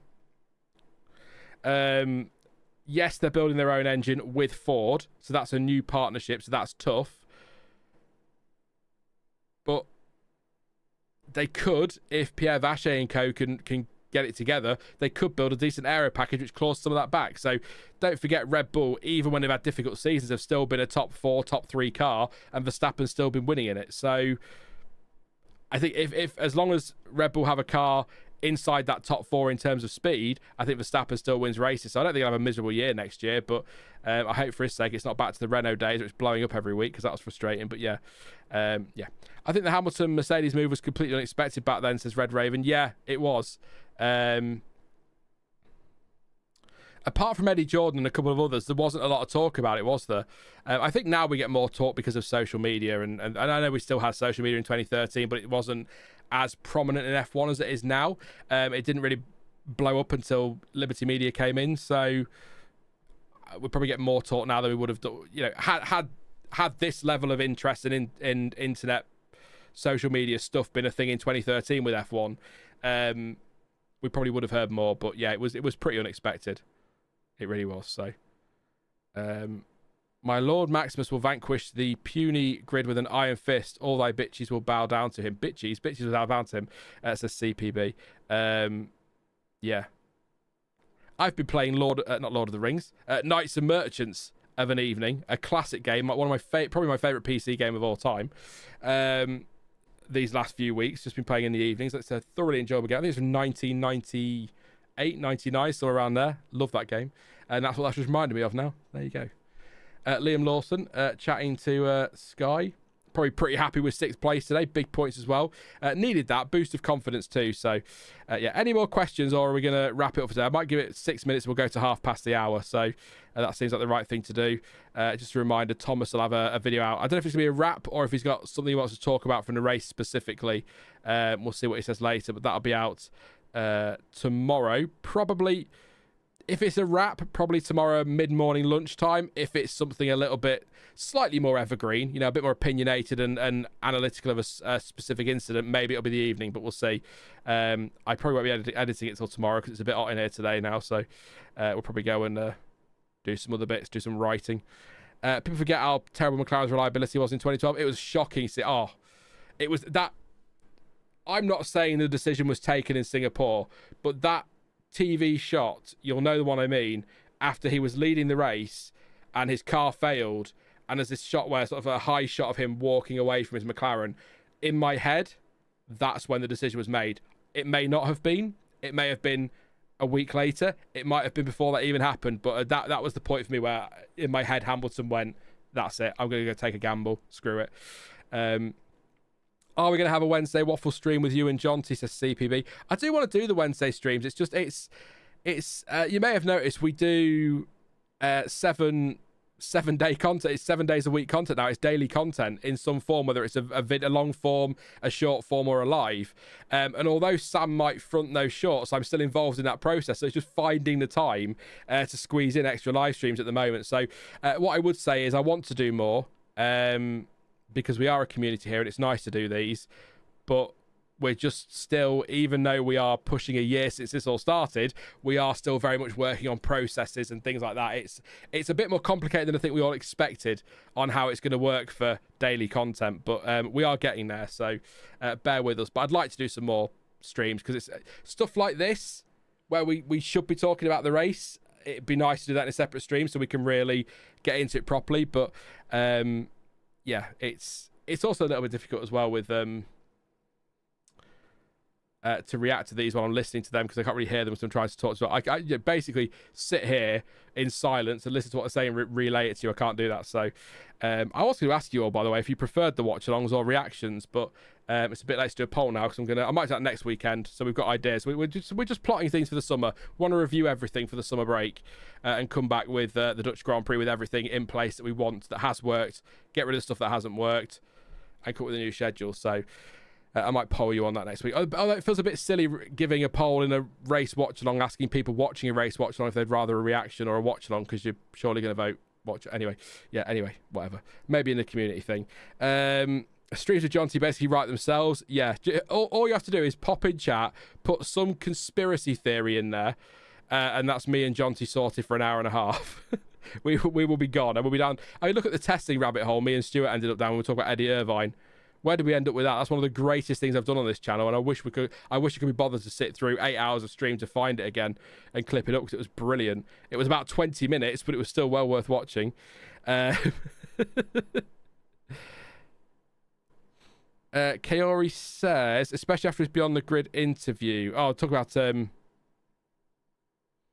else. Sorry, no, I'll stay out of your conversation. Sorry, I'm just. Will Yuki be replaced soon? I don't think so, Corn. I think he'll see the season out. I come back at you. Who do you replace him with? Do you burn through Hadjar? I think Hadjar needs to be given a season. Finish off at Racing Bulls. I honestly, look, it might be controversial, but I think even if you put Alonso in that car, he might do better than Tsunoda, but I still think he'd struggle with that car. He's more likely to adapt to it, but I don't think it's as cut and dry as just stick another driver in and try somebody else. Maybe Alonso's a bad example, but particularly when all you've got is young rookie drivers. Yeah. I can't do both, CPB. You know that. We've been through this. I know you're lolling at me. It's fine, but I can't. Yeah. I can't do both. The problem with the race watch along is I'm enjoying the race with you all, but I'm not really watching it. So it's then difficult to react to it, as you're seeing in this chat. I'm surprised I'm not back on food, actually, but there you go. Yeah, just to Corn's point, I think Tsunoda sees a year out. Hadjar stays where he is. See what happens next year. I mean, they'll start to get, Tsunoda and co, and all the drivers will be in the simulators soon with a version of the 2026 car, a first draft, if you like. Tsunoda might get in that in a simulator and go, hang on a minute, this is bloody brilliant. And his times might be within a quarter of a second of Verstappen, because the car's going to be a whole new thing. So it's not as easy to sort of prime that towards Verstappen, I guess. But we'll see. If he can handle that car, he might stay. But I'm just starting to wonder if maybe Red Bull need to, if they're not going to be able to find a second driver who can deliver. Perez did the best of all of them, and even he struggled. Do you now go and sell that seat to the highest bidder for now? Which ironically could be Sergio Perez. I'm not sure he'll be welcome back after his comments this week, but there you go. Do you listen to Beyond the Grid? Only if it's Max Verstappen, just a second, but yeah, only if it's a driver I'm interested in or a story I'm interested in. I want to see what Verstappen. Just one sec. I need to hear what Verstappen. He might tell us here what his conversation with Kimi Antonelli was. I've signed for Mercedes next year. Oh no, I didn't say that. No, it's fine. Yeah, just saying didn't really have the pace. Knew that anyway, didn't we, from this weekend? Yeah. I don't know if you could talk about Antonelli, but Isack Hadjar's Beyond the Grid was great. I haven't seen it. I'll give it a listen if you guys are recommending it. I'll give it a listen. Stroll to Red Bull, says CPV. Yeah, definitely.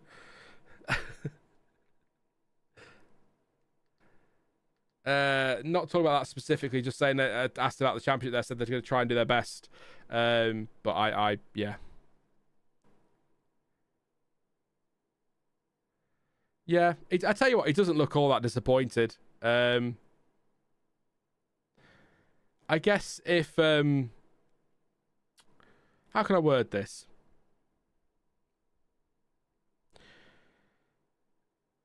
If Verstappen's side by side with the McLarens into turn 1 and he's shown the pace, or turn 3 and he's shown pace all weekend and he could win this, and Antonelli goes steaming in, he's going to be a lot angrier than if he gets steamed into when he didn't have the pace to win. Does that make sense?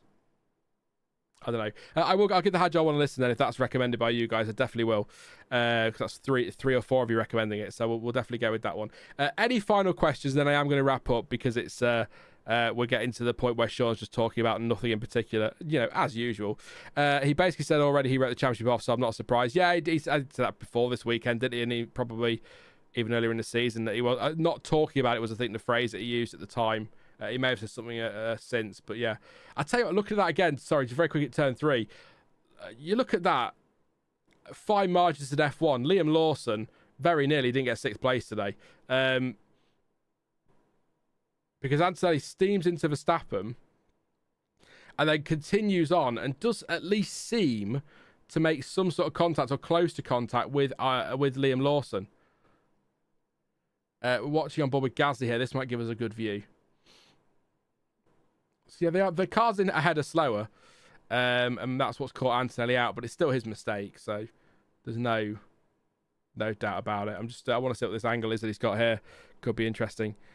Who is going to Silverstone and a Lewis fan, says Ruby. I'm not going to Silverstone. I'm not a Lewis fan, so.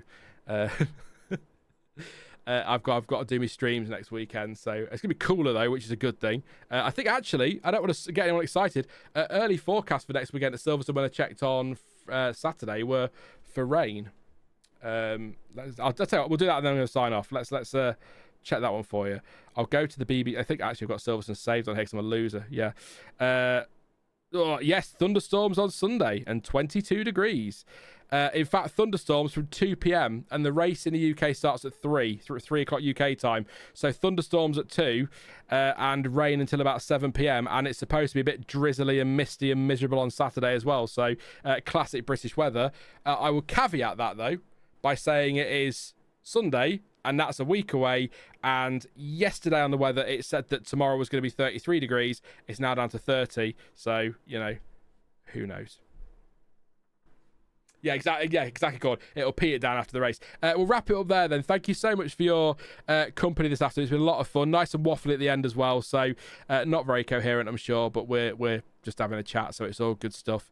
But appreciate your support all weekend. Appreciate your support all week. Actually, it's been a decent week, so thank you very much. Also, I'll say it again, I'm really pleased you're enjoying the quizzes that Sam's doing. I'm going over the questions with him. I changed a couple of his ones in that one that he did the other day, the quick fire one that a few of you said was a little bit too easy. I'd put a few of the harder questions in there, so we'll try and make it a bit tougher next time. I'm glad you're enjoying them because it's nice to do something a little bit different from gossip and speculation and waffle. It's nice to just come up with some questions, so appreciate your support on those, as Sam does as well. I will say he's keeping an eye on those numbers, that's for sure. He's always letting me know when things are going well and they're not. So that is it from me then. I will be back on Thursday with the British Grand Prix. Yes, British Grand Prix weekend before a 3-week break for reasons. Yeah, for the British Grand Prix preview. Thomas will be with you tomorrow with a video. Sam and I, or probably just Sam actually because it's a race week, will be with you with shorts on Tuesday and Wednesday. I'm back with a Thursday video. Then I'm live, of course, all weekend as well for the British Grand Prix, qualifying watch-along and race watch-along at least. There might be something else, not sure yet, but we'll see how we go. So before you go, please do drop a like. 153 likes, really appreciate your support today. And don't forget to subscribe if you are new as well. Lots to come this season, as I say. But as ever, thank you for watching. Need to breathe. I've been Sean. This has been the F1 Word, and until next time, goodbye.